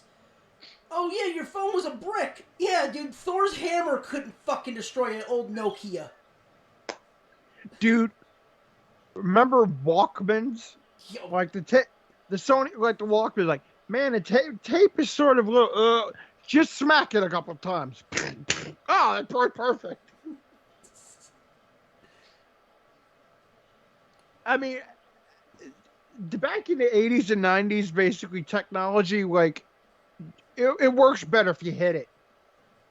Dude, back in the 80s and 90s, technology was literally made so it would be indestructible. Dude, all I remember is because of a Walkman, I always had a Bic pen ready to go. Yes! Because somebody said a pencil. I'm like, a pencil doesn't do it. You get a Bic pen because you have that little spot in there. You just... not the round one. Like, it had to be the octagonal one. Yeah, so it can grip. So it can grip there, but then you also have the clip. So you stick that in there with the clip and look at me rewinding. and remember just the utter just depression you felt when your tape got eaten. Oh, God, yeah. Like, bro, all of a sudden, like, you become a fucking surgeon.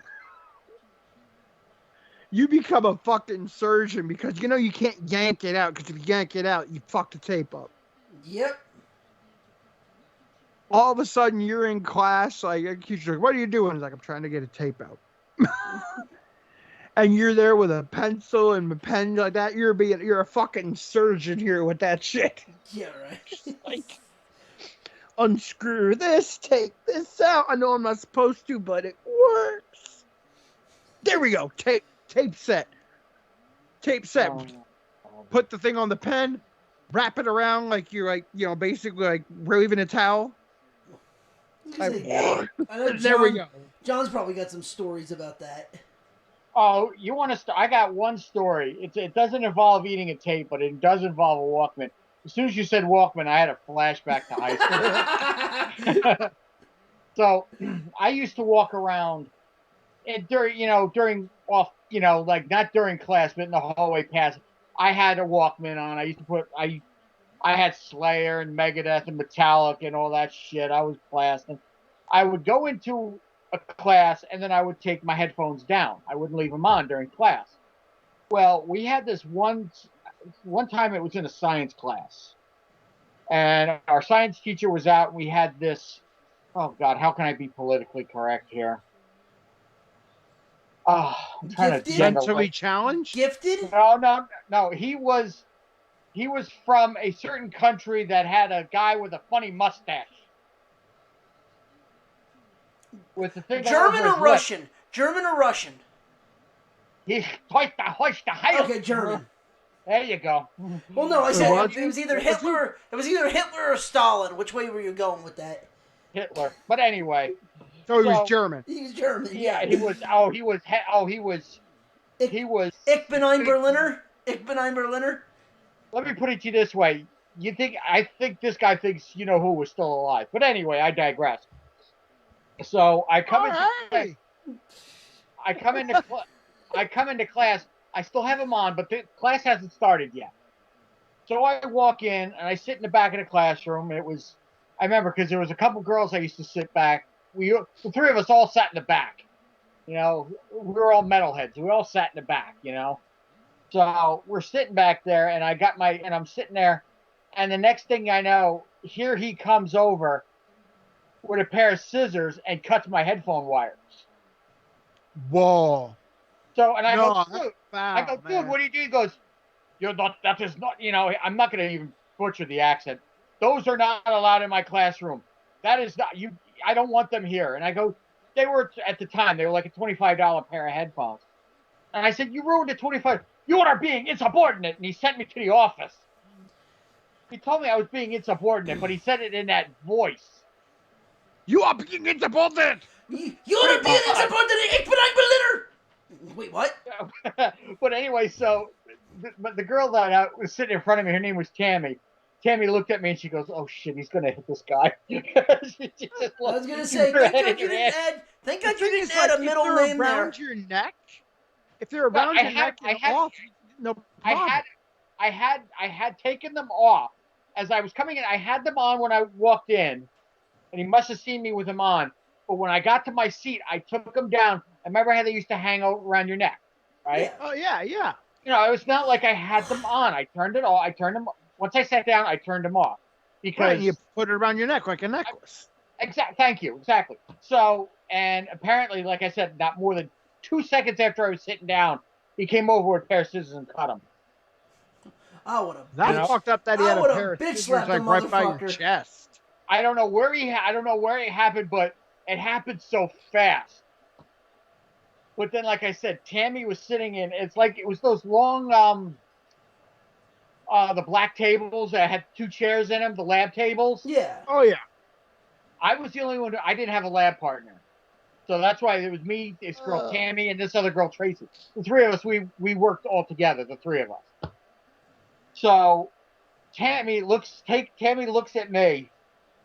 She starts shaking her head and does the face palm, and I can hear her under her breath going, "Oh Christ, he's gonna hit him." No, meaning me, he's gonna hit the teacher. And Tracy gets up and she just stands, because I started getting loud at that point. So Tracy gets up. She goes, "John, don't worry, don't flip out. Don't worry about it. I have extra pairs at home. Don't worry."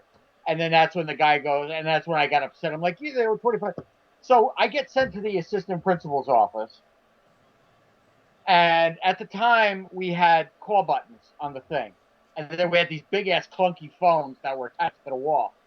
So he calls the teacher up. And the teacher he goes to the teacher, "What was he doing?" And he goes, "He had headphones around his neck. That's not right. And then he used the term insubordinate again. And the guy goes, "Was he listening to the music? No. Was he doing anything disruptive? No. Why'd you damage his property? I don't want them in my classroom. You're a substitute." Oh my God. The assistant, this one assistant principal we had was cool as hell. He was gone after a year. He was gone, but I don't know why. But I think he moved on to be a principal somewhere. But they're like, he asked them, "Did he disrupt the class?" No. Was he disrupting anybody else? Was he listening to it? No. Why did you cut it? And then that's, like I said, when he did the insubordinate thing, and I don't want them in my classroom and stuff like that. And they go, and this is what the best part. And I'm sitting there. I'm sitting in the chair.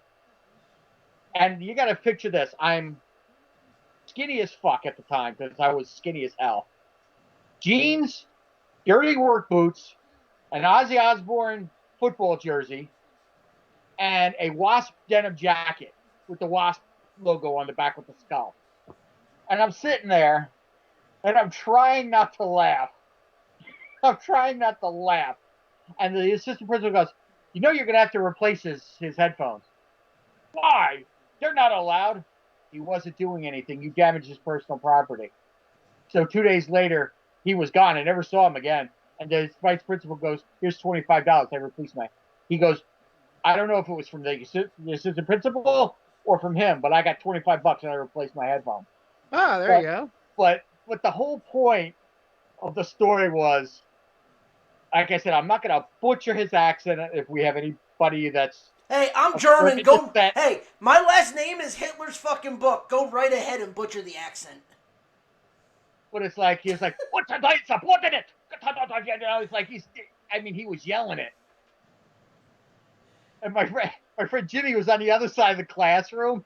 He's just sitting there laughing his ass off. He thought I was gonna hit him too. Insubordinate! You're insubordinate. Leave the classroom. Go to the principal's office. Insubordination! That's pretty much what he I was said. gonna say, it's And I like, got home. I John, told my if you have to grandmother. worry about anyone butchering the accent, I'm sorry. My last name is literally Hitler's fucking book. But I mean, I didn't think I'd ever be able to tell that story again. But my God, as soon as you talked about headphones and Walkmans, that instantly came to mind, and I'm like, oh God. I told my grandmother when she got home. She goes, "You didn't slap him, did you?" I go, "No." She thought I was gonna slap him too. We cannot do this. 99999. But no, but then I never. Like I said, a couple days. I never. I got. I think for yelling at the teacher, I think I got 2 days in-house suspension or something. I forget what I got. Oh, so In you school pretty much. suspensions. It's We better called than it the box. We called it the box. it's better It than was a like a bunch of Saturday. desks. No, it was during the school day. It was during the school day. No, I'm saying it's I better just than got- a Saturday detention. No, I went in there and went in there at 8 o'clock like normal. I went. All my classes were in there. I had all my work for my classes. But then when I came back to class 2 days later, we had a new substitute. And Tammy goes to me, "Were you going to hit him?" I go, "No." So she seriously asked me if I was going to hit him. I go, "No, I wasn't." She goes, "John, I know you. I know how you feel about things like that. I know like nobody likes you touching nobody touches your shit." And I said, it never crossed my mind because I was so angry because these headphones that I had, they were perfect. They had the perfect amount of bass and guitar. I mean, I heard everything. They weren't like when you get one headphone screwed up and the other one doesn't work that well. Oh, Like one would work and one not. They were perfect. I mean, these were perfect sounding headphones. Yeah, And- like back in the day, you couldn't get off-brand headphones because you knew they were shit. Yeah, I mean, these were. I think they were Sony headphones too. Yeah, that's what you had to get. You had to get like Sony costs, like There's good Sony, shit. Memorex. They had a whole bunch of different brand names. But the whole point, she goes to me. She goes, "I saw that look in your eye. I thought you were going to charge him." She goes, "I thought you were going to run into him like a bull." And I'm thinking, this is before Rhino. It's like gore, gore, gore. Oh Or is my it- god! But no, this was 1987. This happened 86 or 80. No, 87. I remember. But no, that was God. Oh my, the old lab tables. Oh my god! Big wooden ones with the black tops on them. Yeah, I know. Like, And they had the big thing is sink. like They had this- the sink in the middle. we had the big lab table like that, but we had 2 seats at each end. Yeah. Me and my one lab partner, we used to bring in pencils all the time because we got bored half the time. It was like earth science. Oh God. And we're just like, yeah. So basically, he had an X-Acto knife, and we'd use it. We would cut the erasers off the pencil. And bend them and then draw into the tables. No. We would cut the erasers off the thing if we're bored. And then we had these little tiny things, and we were basically playing like desk hockey. Like, there it is. Like, because all of a sudden, you take the eraser off, you got your puck.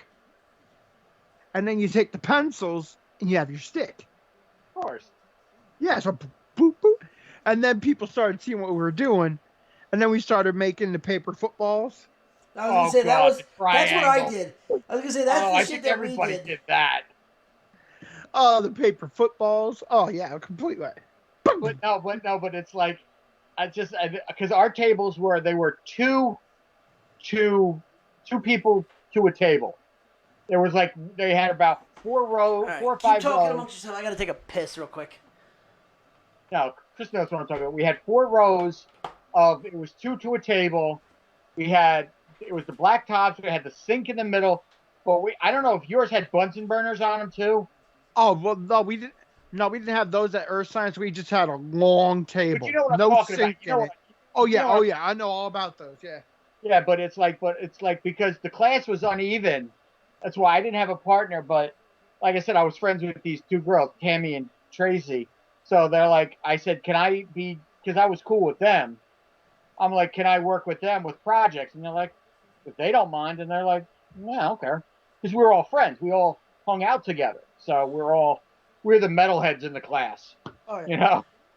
So it's like they had the tight jeans, the 16,000 layers of hair, the purse with the fringe, and The 80s. either the black leather or the white leather with the fringe, Oh, yeah. stuff like that. And so, but the three of us all, so it's like that's why Tammy got up. Tracy got up in between me and the teacher. Tammy thought I was going to hit him. My friend Jim is laughing at the other side of the room. But What was it? Another game we had? Penny Wars. Oh God, no! Bloody. Please tell me it wasn't a version of Bloody Knuckles. No. Penny Wars. Is that the thing where you would have to slap the table if it was off the edge? No, the Penny Wars was this. We would both spin pennies. Oh, okay. So kind of the OG Beyblades. Yeah, like that. Like you'd spin pennies or quarters or whatever, and you'd see which one did. The thing is, after a while, because the guy would be so boring, the people in front of us would turn around, and we'd have a 4-person penny war. What? Bing! I win. No, I don't know. I forget what game it was, but we had a thing where I think it was either a pencil or was it the pencil or the spork? Forget what. Oh my God. Remember the spork? Oh God, yeah. You would take it. You can make little tiny catapults with it. Yep. But it's like the thing where you would have to spin it to the edge of the table. It's almost like the football. But I mean, if the pencil, you have to see if you can hit it without and see if you can get the pencil or the spork to flip. Oh yeah. But I don't remember. I used to remember bashing my hand into that thing, man. It would hurt like a mother. But the spork, oh God, those were fun. Remember bouncing pencils? Oh, rubber pencils? No, you set it to the eraser, you go boom. Basically, the game was like, see how many times it would flip. Oh, I know what you're talking about. No, like we never. It was like a car crash in NASCAR. Yeah, like boom, and see how many times it would flip. All right. We should get to our movie. We should, as much as I love to keep going down memory lane, we should kind of get to our movie because we'll be here till midnight if we don't. Oh yeah, because dude, there's so many like old school, like high school, elementary school shit you did to just occupy time. Maybe we should make that an episode. Maybe we should just literally riff for a fucking episode. Maybe. That might be fun. Yeah, I was gonna say we just shoot the shit. Tell silly stories that happened to us. Just trust me. Since I was born in the 70s and I have a lot of old school stories. It's funny. Dude, it's funny because school stories, you got band stories. Oh God. Dude, it's funny as hell because everyone goes to me and goes, "Oh, you won't remember this. You're too young." I'm like, I ain't that young. People are like, "Oh, how old are you?" I'm like, 1 year. Yeah, but people are like, I'm 32. I go, I lived in the age where we were still playing outside, but then we got the internet. So I'm kind of in that middle of both generations. It's like everyone's like, "Oh, well, you're a millennial." Like, "Oh, you don't get it. We've seen both sides. We know what's going on both sides." You still could use a rotary phone. Right, exactly. We grew up with my phone still was attached to the wall, and I had I had the rotary phone. All I have to say is my cord was attached to the phone. We know how old we are because we remember using pay phones. Dude. Oh, one last thing. I don't know if you ever did it. 1-800-COLLECT. Oh no, fuck that shit. There was a game that you could play. There was a thing you could do with a payphone that my friends and I either somebody told it to us or we came up. I think somebody told it to us. We did this at the swim club when we used to go to the swim club by me. If you hit 550 and the last 4 digits of the number, hit the receiver, and you would hear a buzz. Hang up the phone, and it would ring. Oh yeah. I don't know, Chris. You know what I'm talking about? Oh yeah. Yeah. So we used to do this. We did this by the payphone, and we would watch people get up and answer the phone. And they're like, "Hello, hello, who's there? Hello." Oh no. Okay. You know, and the last thing is too. If you want to go down this, you know what age group you're in. If you remember payphone banks, Dude, you know what age group you're in when if you were a kid, for the first month that you found out about it, you had your friends over and you had a ball calling 900 numbers. yep. No, And I then never your did parents that. beat the shit out of you. Dude, you know what Never age did- group I you're never in? did the 900 numbers. I never did the 900 numbers. Dude, you know what age group you're in? And this, dude, I'm gonna say this, and this is gonna get a little. This might get a little testy. But you know what age group you were in when you stayed up at 2:30 in the morning and you saw the Girls Gone Wild videos? Mm-hmm. I remember going to see those in the fucking bars. I used to go out drinking. Well, you See- remember when a friend called you. Yeah. You remember when a friend called you that it was on the kitchen phone, so you had to stand in the kitchen like, yeah. Oh yeah. You Oh, I knew remember who had money when if someone had the 35-foot extension cable.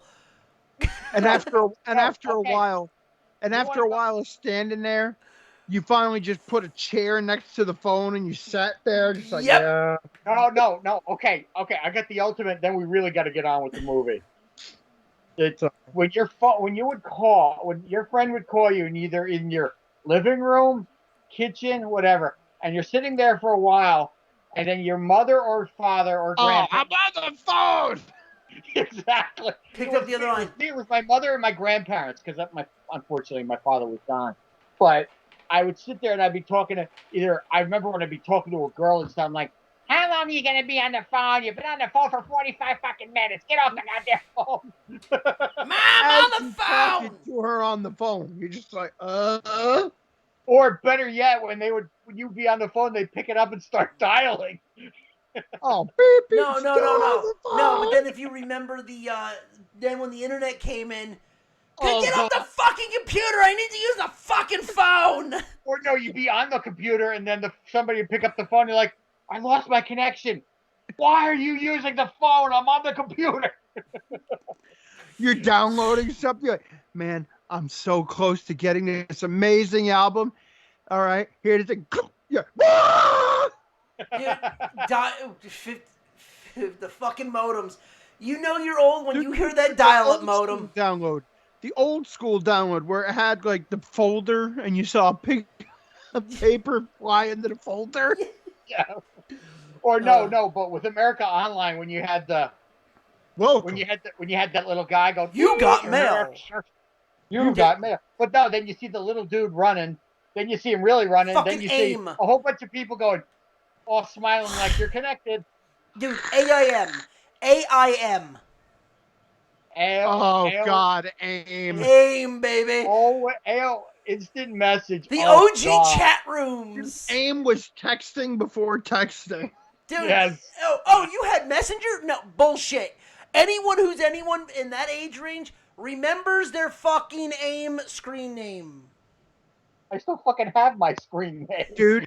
And the thing is, then you had the snobs that were like, AIM? Puh, I use ICQ. Oh, God. Who can forget the buddy list? Yahoo Messenger. Yo, AIM, guys, who was in your five? ICQ. Huh? Who was in your five? Oh, God. God. MySpace. No, that was T-Mobile. Your five, because remember, T-Mobile, you were able to put 5 people in your top 5 phone numbers that you can call unlimited. I remember that, yes. Unless you had to wait until... Wait, kids do not know the struggle until you had to wait till 8 p.m. to make a fucking phone call because then it wouldn't charge you. Yeah, they wouldn't charge you there. No, but you remember the buddy list, and it's like, especially when you would meet a chick in a chat room, you'd be like, "Oh, come on, let's talk the next day." And then you sat on the computer and you wait for that door to open, so you can say, "Oh, are they on?" And then you put them in their buddy list, and you wait for them to pop up. Yeah, no. Oh, Cheddar, hey, ASL. Age, sex, location. Yep. God. Yeah. Hey, what's up, ASL? Like, dude, stop IMing me. All right. ASL, dude. Sorry about that, bro. Yeah. Done. Okay, let's move on to the movie. We'll do this another time. Yeah, this is definitely Yeah, this yeah. is definitely something we have to revisit. Drunken chat room fun. Oh, dude, this is definitely something we have to revisit. This will be we have to do a show. Maybe we'll do it like before, like maybe we'll do it like on a Christmas show. So we'll do like no movie around Christmas. And we'll Christmas. You get high school goofy shit. Yeah, like we'll just do something that's like a holiday special. We'll do that the Monday before Christmas. We'll just do that shit. Hell, you should have D come on with that. I'd love to hear some of those. From the girls. Okay, so does Lana have a back pad in those tights? I don't know, but I can't tell. But Did she get put through another table? 8? Is that 8 or 9? that's 8. All right, now they got to go for 10. They got to go for 10. You'd think, right? 10's gonna be a Survivor Series. Keep the streak alive. The streak ends when the Undertaker retires. No, you know what would be the good payoff with that? Is if not Lana turns it around and then all of a sudden puts Nia through the table. No, dude, Michelle McCool comes out to help Lana. Lana turns it around and puts Nia through the table. What, you got to have all of a sudden have a black belt in judo? She gets Ronda Rousey to come out. Yeah. All right, yes. With that being said, all right, let's get into our movie of the week. Sexy time. Yes. Based off the Stephen King's bestseller, we go into Gerald's Game. And so there's a lot of good pictures I sent Ronnie for this one. Yes. So I'll read the IMDb description on how this was. A couple tries to spice up their marriage in a remote lake house after the husband dies unexpectedly. The wife is left handcuffed to the bed frame and fights to break free. Dude, you want to talk about a living fucking nightmare? Oh, yeah. The funny thing is I'm watching this and her, like, chained to the bed or whatever, and I'm just like... And because I had, like, lyrics. Like, you know, like, back in the day, like, a whole, like, story. Mm-hmm. And the main character, after his wife tries to leave him, and he bashes her, he basically chains her to the bed. Right. Where she dies. And he basically locks himself in the bedroom, and he's there for weeks. You know, like, to the point, like, where, like, where they say, like, the smell of death is so putrid that it actually starts to drive you insane. Yeah. Yeah. Like, you're already insane, but then you get even more nuts. Like, that's what happened. To where nothing plus. Yeah, to where, like, he thinks she's still alive and shit like that. And, yeah, it was a ridiculous story. And this is, like, lyrics that was working for a band at the time. So the songs were crazy. All right, anyway. So, I'm going to butcher her last name, but the girl that plays Carrey Jessie... Gugino. Was, if you don't Seriously? know who this is... You married an Italian. No, but sometimes it's pronounced differently. It's a Gugino. Yeah. Carla Gugino. She also played Silk Spectre in Watchmen. And she played Michael J. Fox's girlfriend in the first season of Spin City. Yes. You got Bruce Greenwood, who's been in he's Pike in Star Trek. He's been in iRobot. He actually plays Batman in Death in the Family. Yeah, he's played a lot of stuff. He's a good character actor. There's something I've noticed in this. A lot of these guys have been back into other Stephen King films. Because he's also in Stephen King, I use air quotes for this one, Dr. Sleep. He was in Dr. Sleep? Yeah. I haven't seen Doctor Sleep in a while, so I'd have to go back and watch it. But yeah, and then you have Henry Thomas. Henry Thomas. Good old Lurch is in this fucking film. Plays the Moonlight Man. Yep. Dude, there's pretty good. Like, I mean, there's some top-notch actors in this film. And it's funny because it's like, oh, it's a Stephen King film. Dude, it's a Stephen King book that came out of nowhere when it came to Netflix. they literally, oh, here's this. Oh, what is it? It's based off a Stephen King book. I'm like, it's a Stephen King book that turned into a movie? What is it about? And literally, there was no warning. They just dropped it. Yeah, in the tall grass at least had a warning. Yeah. Warning, this really sucks. Yeah, this had no warning, and it got hidden. I will say this movie got hidden because I don't ever remember. The only reason I know about this movie is the Nostalgia Critic did it in a top 10 to where he's like unexpected movies on Netflix to watch, and this popped up. What, Gerald's Game he did? Yeah. He didn't do a review of it, but he did it in the top 10. I don't remember. I'd have to go back and watch because I've watched a lot of his stuff. I don't remember. I'd have to. Well, it wasn't. It was a Doug Walker top 10, not Nostalgia Critic, because it's not a top 11. Why 11? Yeah, because you like to go one step beyond. One step beyond, yeah. But anyway, what did you guys think about going to this? Because I know none of us has seen this movie. I've heard of it. There was another movie that was similar to this a long time ago, but I can't remember the name of it. Oh my God, the Jets are actually fucking winning at the third quarter. Holy shit. Oh God, so much for the tank. Anyway, but no, I dug it. I thought it was pretty cool. I thought it was different. I don't know. I just thought it was different. I liked it. I only cringed at one scene, but when we get into the movie, I'll talk about it. But there were a lot of cringy scenes in this. I mean, no, but I'm talking about not cringy as in. No, in I'm both directions. talking about. Yeah, I'm talking about disgusting. With the handcuffs and with the blood and the hand, oh God, that one creeped me out. That one, I turned my head on that one. It's funny because I'm reading a lot of these reviews and everyone's saying, "Oh, it was hard to sit through. It was hard to sit through." I would go, "You don't get it then." But Chris, what did you think going into this? Well, going into it, I had no idea about it. I was like, "All right." It said woman. Yeah, I'm like, so woman gets chained to bed. So I'm figuring, okay, so the husband playing games with her, and then the twist. We get to the bed scene. I'm like, all right. And then dude has a heart attack. I'm like, see, I knew about that. I knew about the guy having.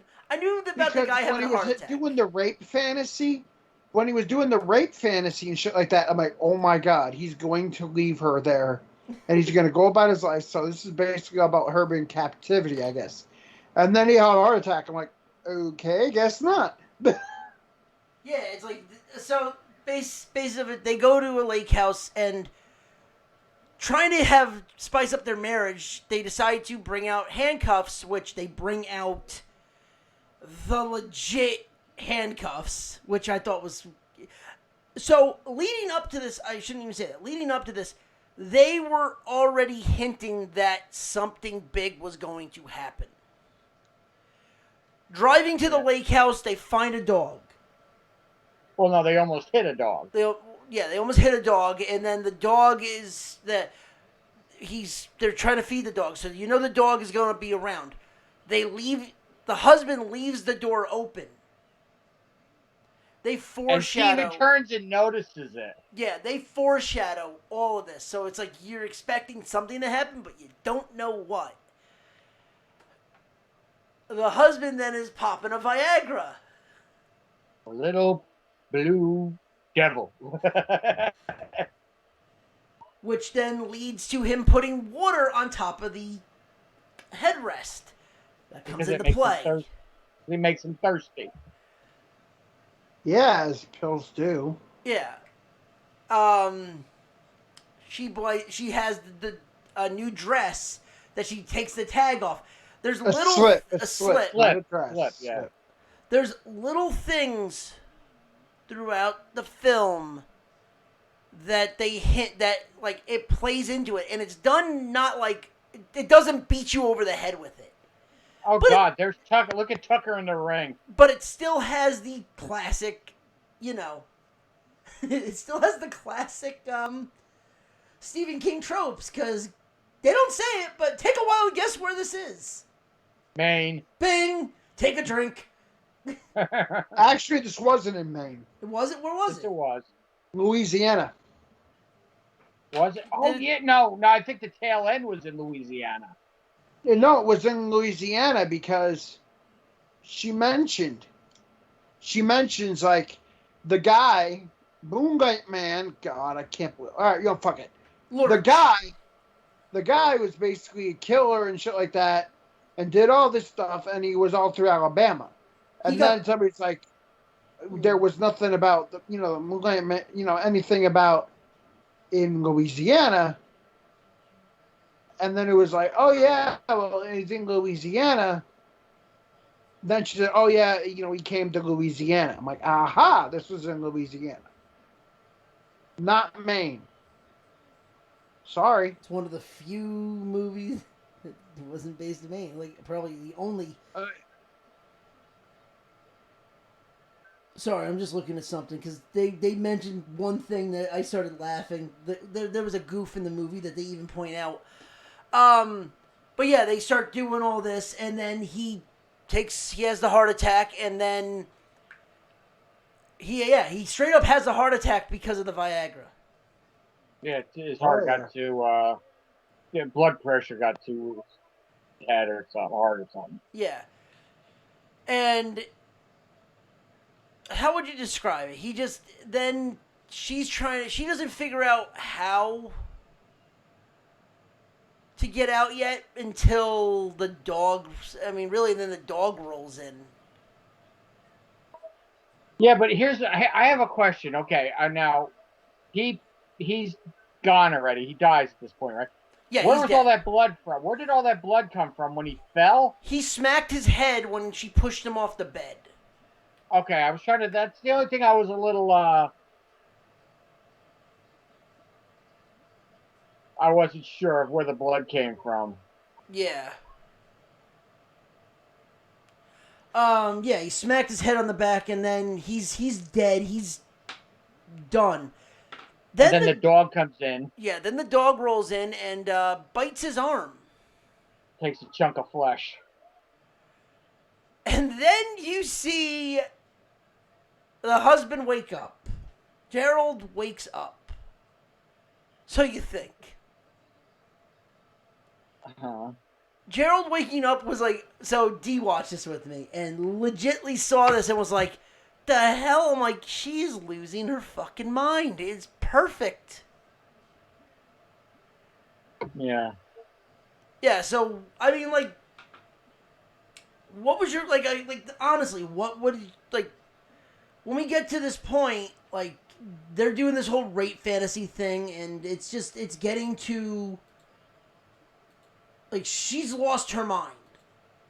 Well, she's getting, what the thing is she's getting dehydrated, she's getting delirious, from just, because at this point, they're doing time jumps, but we don't know how long, how many hours she's sitting there without any drink, any food. Well, I think he said 7 hours. 7. it was 7 or 5. It was, I was gonna say it was one of the two. He said that when the blood was there, he said that she was there for 5 hours when she was starting to lose her mind.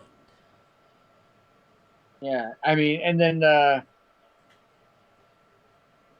it just screamed to me like something is not right. It's just the fact that he just gets up and he goes, "Really, the dog? You're gonna just allow that?"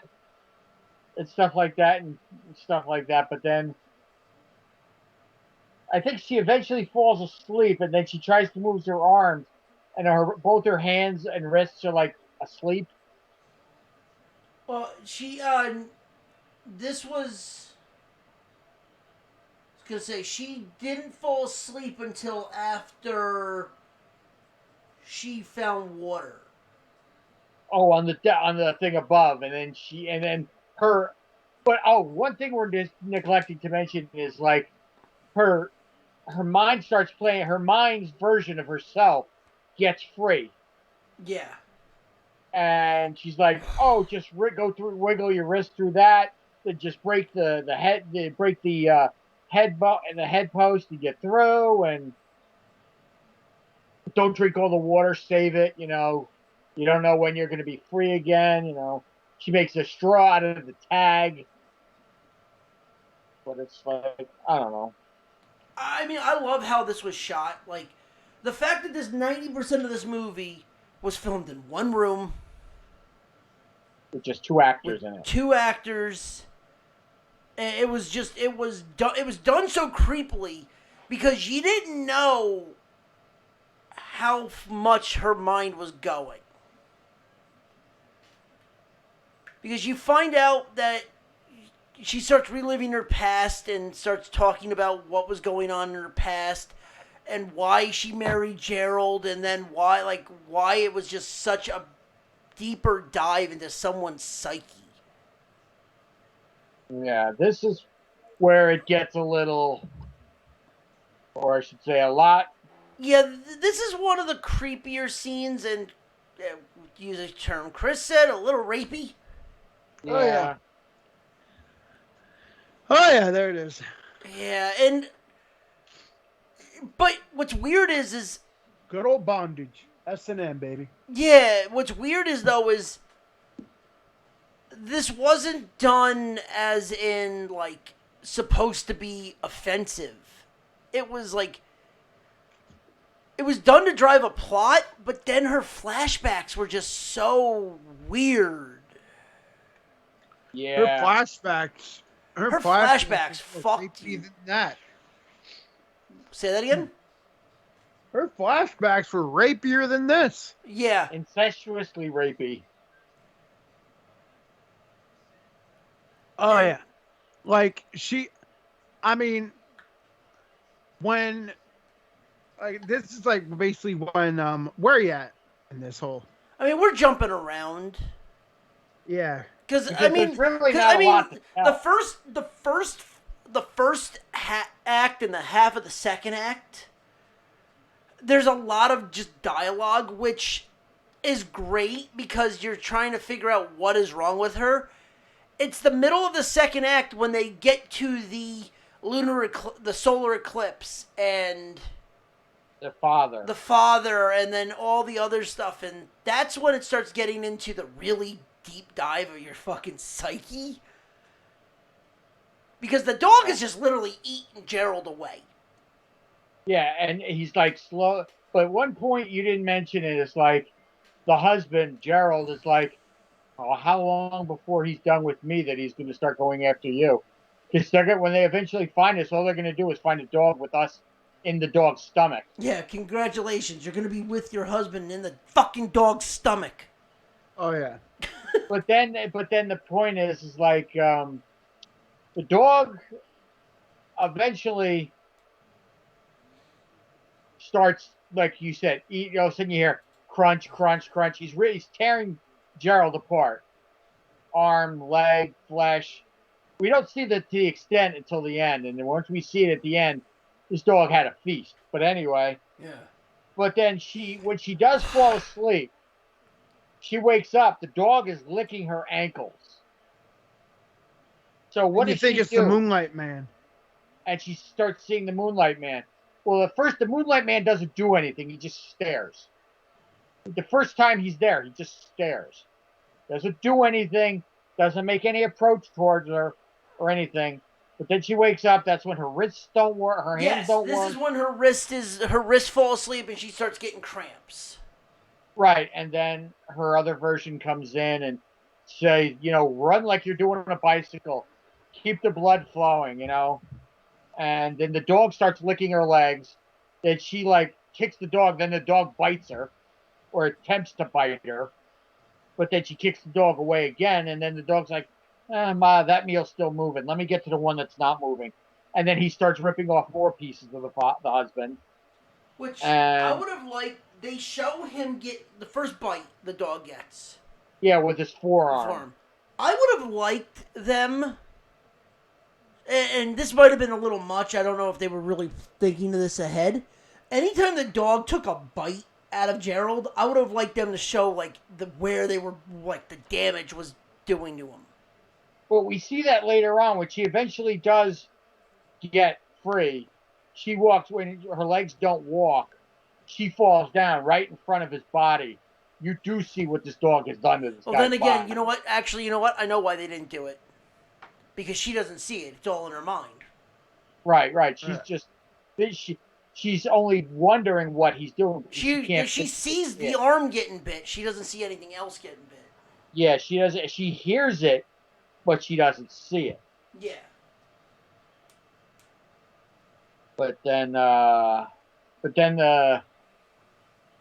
they also go into details like the husband says, "Well, you know nobody's going to be here, right? Because their other friends weren't going to be coming until late in the summer. They gave the maids a week off so they could be by themselves. Well, they have enough food in the fridge to last a while. You know, they just wanted to be by themselves, you know, and all that good stuff." So that's when he was telling me, he goes, nobody's going to see. That's when he made the comment. He goes, they're going to find us, but we're going to be reunited inside the dog. Yeah. Yeah, I mean, like I said, the one thing I had was the dialogue, the build up was done very well, but it is a very slow pace. But that is what this movie is. It is a psychological thriller, horror, however you want to look at it, where it is a slow build. Yeah, but I mean, there's a lot. There is like once you get into that middle part, there's a lot to talk about. Well, there's a lot to, no pun intended, to digest with the middle of the movie. Yeah. But I said no pun intended. A boo. Oh, yeah. But, you know, that's when we find out about the father and what he did to her and stuff like that. And that whole scene with the father and her with the glasses on the bench. Ooh, I turned my head around. I listened to it. I didn't watch it, but I could hear it.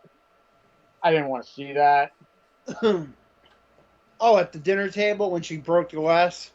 No, this was when he did the thing to her on the bench. Oh, when he whacked off. Yeah, I was going to say, he didn't do anything to her. He did shit to himself, which still is disgusting. Like, sit on my lap so I can whack off. Yeah. Yeah, I mean, that was disturbing in its own right. And like I said, I was on the computer and it was on the TV in the other room and I could see it. And I'm like, okay, I'm not watching this. I could hear it. Which, okay, so this is what I want to this is what I don't get. So before all this, let's get to the middle of this, why this is all happening. What was with the issue with the mother to her? What, her mother? Yeah, her mother has been having issues with her because her mom thought she wasn't. Her mom wanted her to be independent, like she is, and at the time Jesse was the daddy's girl. Oh, okay. Right. He would spend a lot of time with him instead of her. Yeah. She wanted her to be her own person, but she was too attached to daddy, type of thing. Yeah. And then daddy's girl became a mama's girl fast as shit. Yeah. You ain't fucking lying there. Cause you knew. Yeah. No, when she shot a look at her mom. When she broke the glass? Yeah, when she broke the glass because he had his hand on her stomach. Yeah, she shot a look at her mom, and her mom all of a sudden knew right away. Yeah. Well, no, but then I think, doesn't the father who was played by, we're talking about is played by Henry Thomas of E.T. and Cloak and Dagger and all those other fucking movies he's done. when I initially saw him, I had an instant flashback to The Haunting of Hill House. You know, because he had a fucked up relationship with those daughters too. Like, what does he do with having daughters and have a fucked up relationship with them? You know? Yeah, right. Yeah, he's the molester. He's the He's a molester molester. ghost. He's a child molester. That's a horrible typecast, man. Hey, I'm typecast as a molester. Yeah, I went from having an alien in my closet to an alien in my pants. Boo! Oh, whatever. You know what? You know what I have to say about that? That's fine. We will have fun and order. No, what John just said? Ow. No, you're like, boo, boo. You know what? Boo, boo. We will have lawn and order, okay? Yeah, no, From the but girl no, it's seasons total landscaping. Oh boy. but no, it's like, you know, he's I didn't in the beginning. I didn't understand why the whole. I mean, I understand what the relation. So she married him, this guy Gerald, because he was kind of like the father in a way, I guess. Because it was more security. Right. That's where I'm trying to get at. Yeah. An older man who take care of her. Yeah. Like a daddy's girl type of thing. Yep. Yep. No independence. Right. She went from being under her dad's control to under Gerald's control. Yep. Well, go ahead, continue, Ronnie. No, I was gonna say, yeah. Once we get there, and then everything is surrounding this eclipse. The flashback when it gets deeper into the eclipse, you have the father whacking off during the eclipse. But then anytime it goes back to the flashback, it is Who always... the fuck waxed off during an eclipse? Huh? Good It's like, fucking... ooh, look at that eclipse. Oh. Keep looking, keep looking, keep looking. Keep looking. Keep looking at the eclipse. Oh, keep looking. Keep looking. He Monica Lewinsky'd her. Keep keep looking. And the whole point of it was because her sundress was too short. And the mother didn't like it. But he's like, you look beautiful in that. I said, uh-oh. As soon as I heard him say, you look beautiful in it, I'm like, uh-oh, I don't know. I don't like where this is going. Yeah. That's why I turned my head and I said, okay, let me finish what I was doing on the computer. Let me finish looking for these pictures to send to you. I said, I'll just listen. I'm not going to look. But the thing is, and they don't say it. They definitely say something, but they don't say what he did after he was done beating off. I mean, come on, dude, really? They said that what he did in the bedroom next. He's like, I think we should tell your mother. No, apparently they alleged that he had sex with her. I don't remember that. She says she said he talked. Yeah, they say that, but I think they said, I meant like, he goes, oh, it's what happened in the bedroom next. Not the talk. No, not the talk. When the mom and the brother were still out on the yeah. Goddamn. Yeah, that part I don't remember. It's very quick. She literally, like, her in her head literally goes, well then, it's like, oh, well, this isn't this. He didn't touch him. He touched himself until you went to the bedroom. Yeah. Mm-hmm. And it was like, it was never said, but it was just flat out implied that. And he goes, well, what? He goes, well, you had your period a month ago, and he's like a dog that smelt blood. And then that's when it goes back to the dog too. In the story, in the real life story, it's like the dog could smell fear or smell the blood. That's why he was coming towards her. I think that was implied too, if memory serves Yeah, correctly. well, he started licking the blood first. Fresher meat. Yeah, fresher Yeah. meat. Boy, they made that body decay real quick too. But no, yeah. Then they have that, and then we get to the talk where they're talking, saying, "Oh, we should tell your mother because you can't keep a secret." I was hoping they would have the visualization of the woman in the red dress with the well of secrets. Yes. Well, they do at the end. No, they don't. Kinda. When she's talking to herself. When she's talking to herself, it's during the eclipse. So, red dress. Yeah, she had a red dress, but there's no well of secrets. No, but that's kind of what they were implying. Like, they kind of made the implication of that. Yeah, the inflammation. They inflamed her. I mean... Oh my God, Retribution have T-shirts now. Oh, I mean, the T-shirts are punk rock as fuck. It's an R with a bunch of lines on it. But yet they can't give like Gail... American But yet flag, they can't give the flag. Gail Kim a fucking T-shirt. It's like they have an awesome logo and an awesome, like, I mean, the T-shirt looks cool. It's like the American flag with the R. Yeah. Sort of like implied. Yeah. I mean, it's punk rock as fuck. I love it. It's just they fucking suck, and I wouldn't want to wear it because it's like, God damn, they suck. It's like now if they do good or if they break up, yeah, I'll take one. I'm like, oh yeah, remember nostalgia? Oh, that fucking brainbuster shit. Oh yeah, well you're on a delay, so I know Yeah, exactly but what you're talking woofa. about. Oh yeah. But no, where are we at? Yeah,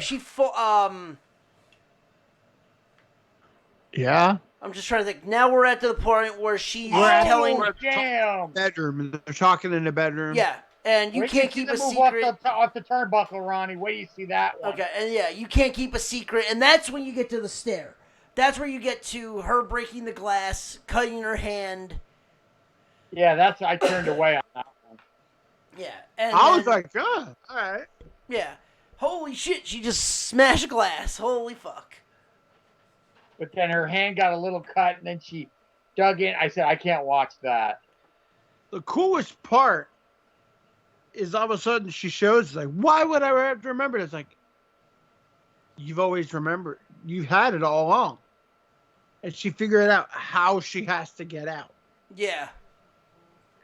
Because waiting for people, who knows? Right.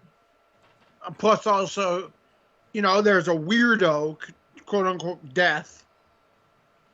And a The dog. Moonlight Man.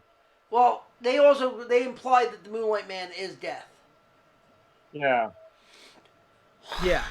And But they also imply that, okay, this is, she thought it was in her head, but then her husband says those footprints are real. yeah, look at that smear. She's like, yeah, dog, look at it again. Looks like a foot to me. And then I think, don't they eventually say what he had?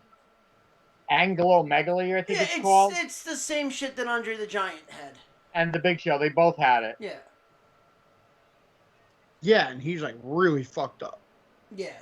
But so we're skipping We're ahead getting ahead of it. We're getting ahead of this. But not away with 12 guys on the field versus New England. Okay, Dale.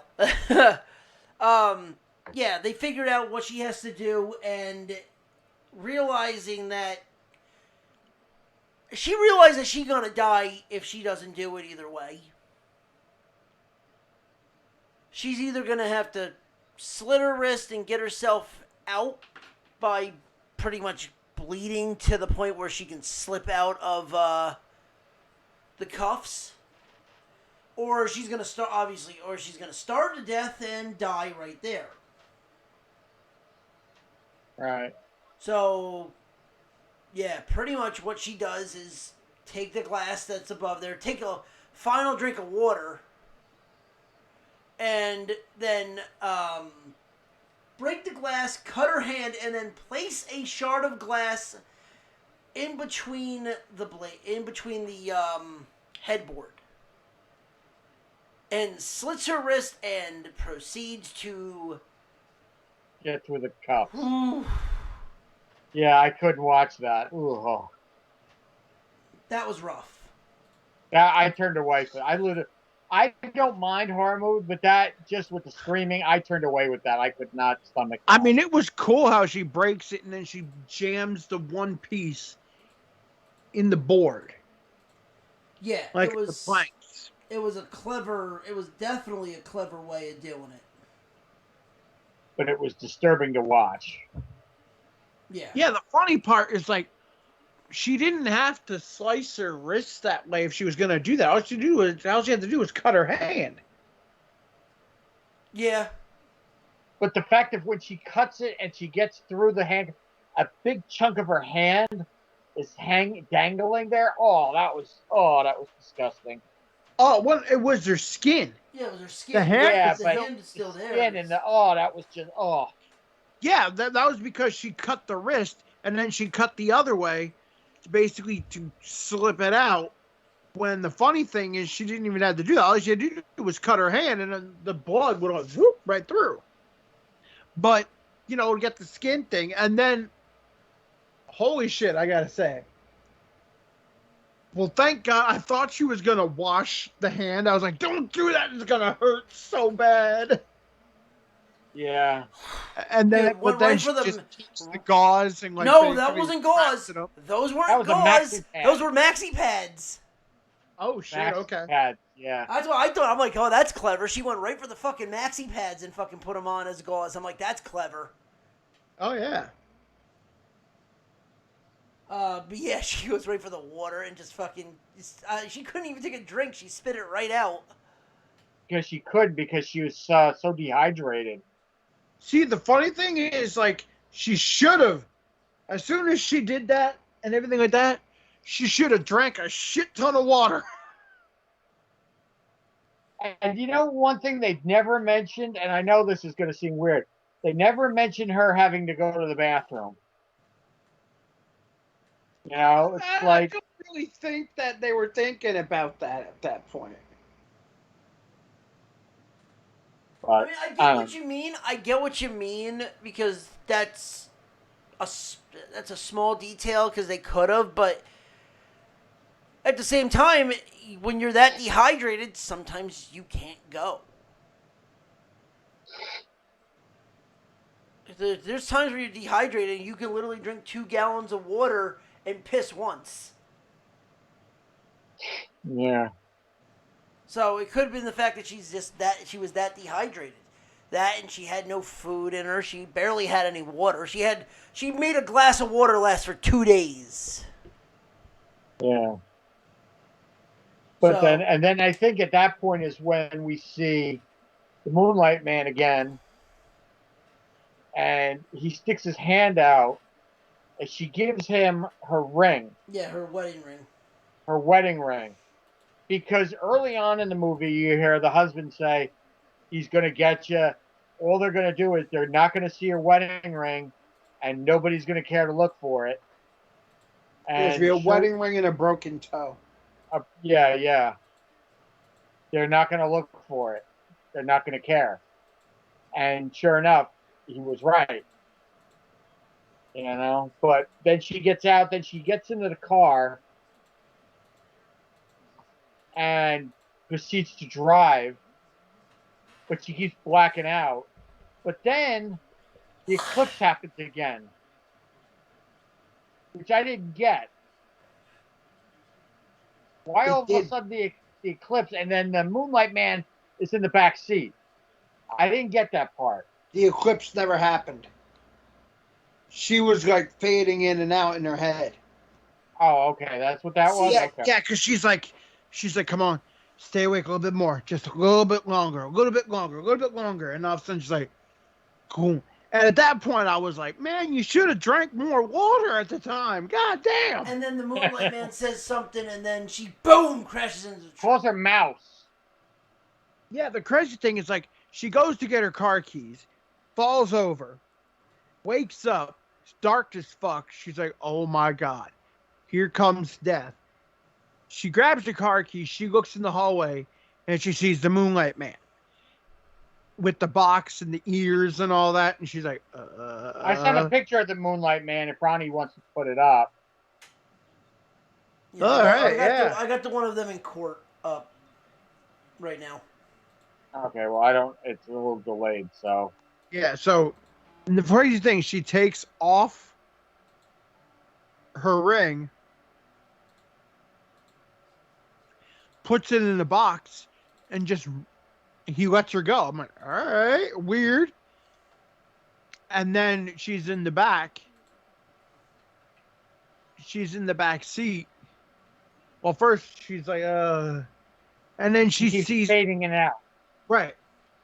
In other words, the Moonlight Man was never in the car.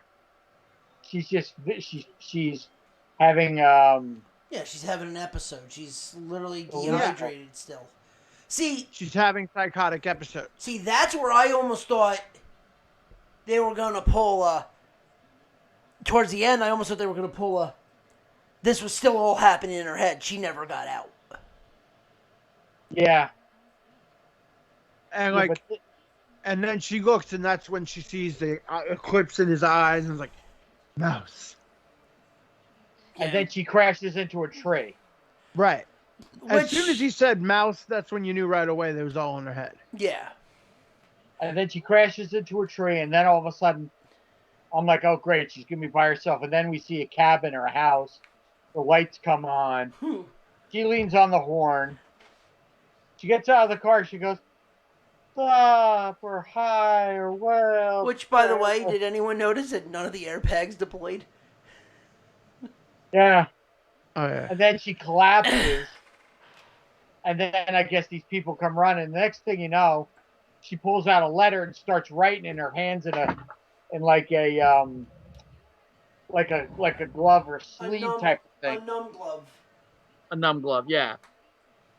And she had she's talking about skin grafts and all this stuff, and that's when we get to hear the true story of the Moonlight Man. Yeah, and holy fuck, that's disgusting. Yeah. Not only was he eating part of him, he was fucking Throwing it. him. Throwing it, yeah. Oh, I neglect to mention that when Yeah, she he finally was fucking him. when she gets free, this dog had pretty much eaten half of his face, half of his chest, and that's what you see, a body with like half the face and chest eaten. So that's how much this dog had eaten that she didn't see. Yeah. Yeah, you but- think it's the dog, but it never was. The dog was eating bits and pieces to keep himself alive. The problem was, though, is that he was cutting it up and fucking him. Yeah, he was fucking him. Like necrophilia. I'm like, God damn. And he didn't like women. So he spared her. Right. And it's like that's when she starts reading about him in the paper, and she's writing a story. But we don't know who she's writing the story about or writing the letter to until the tail end of the movie. But she says, oh, he suffers from acromegaly, and, he had his brother and sister or something that he called mom and pop. Basically, it scalped them and eaten them, and he had boxes of ears and 50, other body parts. 50 and, things of ears. Yeah, But 50, then yeah. But then this is where it gets really weird. She shows up at court at his arraignment or his court case or whatever, and there he is standing in front of the judge. She walks in, walks right up to him and goes, "Hey." And then he turns around. I couldn't understand what he said to her. He's like, "You're real." Yeah, you're real. I thought you were made of moonlight. And he breaks the chains. Well, he had zip ties on, which Oh, is that what it was? that was a mistake. Yeah, you don't zip tie somebody like that. Yeah.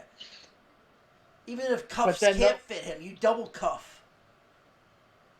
Yeah, and then she walks out, but then we find out who the letter was written. It was written to her younger self. Like almost like a cleansing. She's ridding her soul. She's bearing her soul so she can move on with her life. Right, and she takes the insurance money and starts up a foundation to help kids just like her. Right. But then they mention his name. Ronnie, do you have his name, the character's name, the monster, the Moonlight Man, his name? It was a Casey. No, Raymond something. Oh. It was Ramos. It's like it sounded like a French name almost. I forget what he was called. But that actor, man, ugh, creepy looking. He looks that way. I don't know how much makeup they had to put on the guy. They don't have the Raymond Andrew Laurent or something, or yeah, something like that. But let me see. Well, John, the guy that played him, is probably his most well known role is he's Lurch in the Addams Family movie. Oh, the one with Raul Julia and Angelica Houston. Oh, yep. Okay. He's Lurch. Raymond Andrews Jobert. He's also in Dr. Sleep. I remember him from Dr. Sleep. Yeah, Carl Stricken. Yeah. Yeah, but Carl Chris, what was his name again? Carl Stricken. No, born from Hague, Netherlands. You're real. I thought you. Now that I hear it, yeah. Now that I hear him say "you're real," I didn't know. It's like I couldn't understand what he was saying. But yeah, that was Gerald's game. So yeah. All right. Final thoughts. What did you guys think after seeing this? Okay. Would you recommend it? Yeah, I would recommend it, but I would warn people ahead of time. Just about the father-daughter stuff. That's what I would warn them about.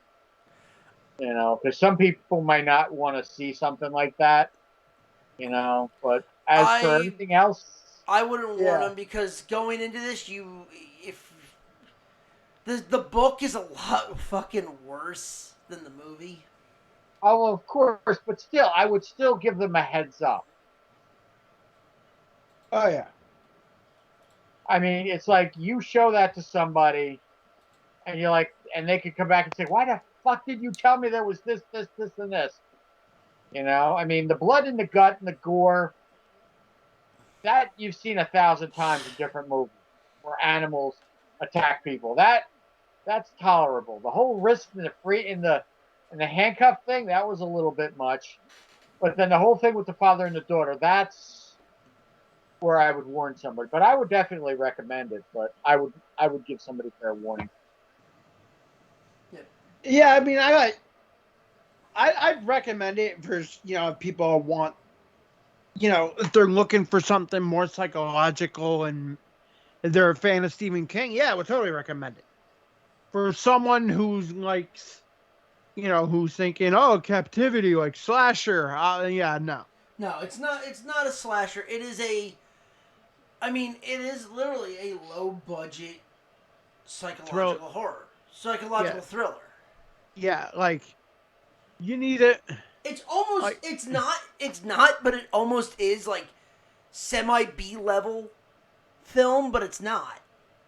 It's not a dumb horror movie. No, it's not a dumb slasher. It makes you fucking think because it makes you think because it's like, what would you do if you were put in that situation? Kind of the fucking same thing. I try to bust the shit out of that bed. Yeah, I was gonna say that's like something like that. You got to figure those those bedposts can't be that strong. Well, he No, goes they and says can't they be that were. strong. He goes and says that they were reinforced. Okay. You'd be surprised how much a human body will like get. Well, you don't even have to put. If you don't even put the head post, you get enough. You get enough. How do I put? Adrenaline. Yeah, you get enough adrenaline. You get enough force. You could probably crack that headboard in the center. Yeah. Oh wow! I've just flipped on ridiculousness. They have Chris Jericho on. How appropriate on his birthday his episode's on. Ah. But no, it's like I don't know. It was definitely good. I mean, I dug the storyline. I dug the whole plot of it. But like I said, the father daughter stuff is that's the only thing that kind of turned me off a little bit, and I didn't really watch it. I kind of ignored it. But that was But a yeah, little no, too this much. is definitely a movie that I would say, because like I said, it showed up in like 3 years ago. It just showed up on Netflix. No, like it just, oh, here it is. And honestly, for a Stephen King book that turned into a movie, usually when you see Stephen King, it's hokey and it's, I mean, cheesy as hell. Other than like it that made theaters, everything else is made for TV. But you know what? And I'll say this, and you may agree or disagree. When you originally told me, I saw clips from it. You know, I saw like screenshots. I instantly thought of Misery for some weird reason. Oh, same. I don't know why, but I instantly thought of Misery. Because it had the same type of setup, someone captive on a bed. Right, but at least with Misery, I mean, he was able to move somewhat. He wasn't handcuffed. She never handcuffed him to the bed. Right. All she did was break his legs. But And break his legs. Yeah, that way he can't, Walk. get out of bed. Yeah. yeah. They can't get away. But I still remember him putting that board between the ankles and then Jim smacking that thing with the sledgehammer and the ankle bending. Oh, that was bad. I saw that in the theaters. I remember Misery. That was rough to watch. But no, but like Good I old said, Kathy Bates. Kathy yeah. Bates. But yeah, But like the I fact said, that she was so mild in that, and then at the end of the movie, I'm gonna kill you, you cocksucker. Then she starts swearing. but like I said, you would recommend this? I would. Chris, What? you Recommend it? recommend it. Wait, what? Recommend it? Yeah, I said yeah. Okay. It's definitely a watch once. If you don't like it, then you don't like it. But I think everybody should at least watch this one time. Yeah. I told Alicia like about it. movies like I that. don't know if she's gonna want to watch it. I told her about it. She seemed a little creeped out by it. But I don't know if I might get her. I might try to get her to watch it this weekend. I don't know. I haven't decided yet. Yeah. But so Chris, what is your title for next week? All right, I'm debating here. I figured all right, we had enough horror. Let's do a dude bro movie. Either we're gonna do Rambo: Last Blood or Welcome to Sudden Death. Now, where are both of them available on something easy to get to? Rambo: Last Blood is on Amazon, Yeah. Okay. and Welcome to Sudden Death is on Netflix. Okay. And it's a tie game. What, the I Jets knew and the Patriots? Oh, I knew Oh that. yeah, I it knew isn't. that It one. was, no, it isn't. Not yet, but it's gonna be. Who cares? Anyway, Keep the tank alive. so Chris, make your call. Man. Or do you want to wait till Wednesday? No. I'm thinking here. I would prefer Rambo, but that's just me. You want Rambo: Last Blood? Let's go Rambo: Last Blood. Okay. No. Last Blood is. I'm trying to think. That's Is that Old the, Rambo. I was gonna say that's not the is that the cartel? I don't know. I've never seen it. That's the I've one. never seen I'm saying, was that the newer one? Was that the newest one?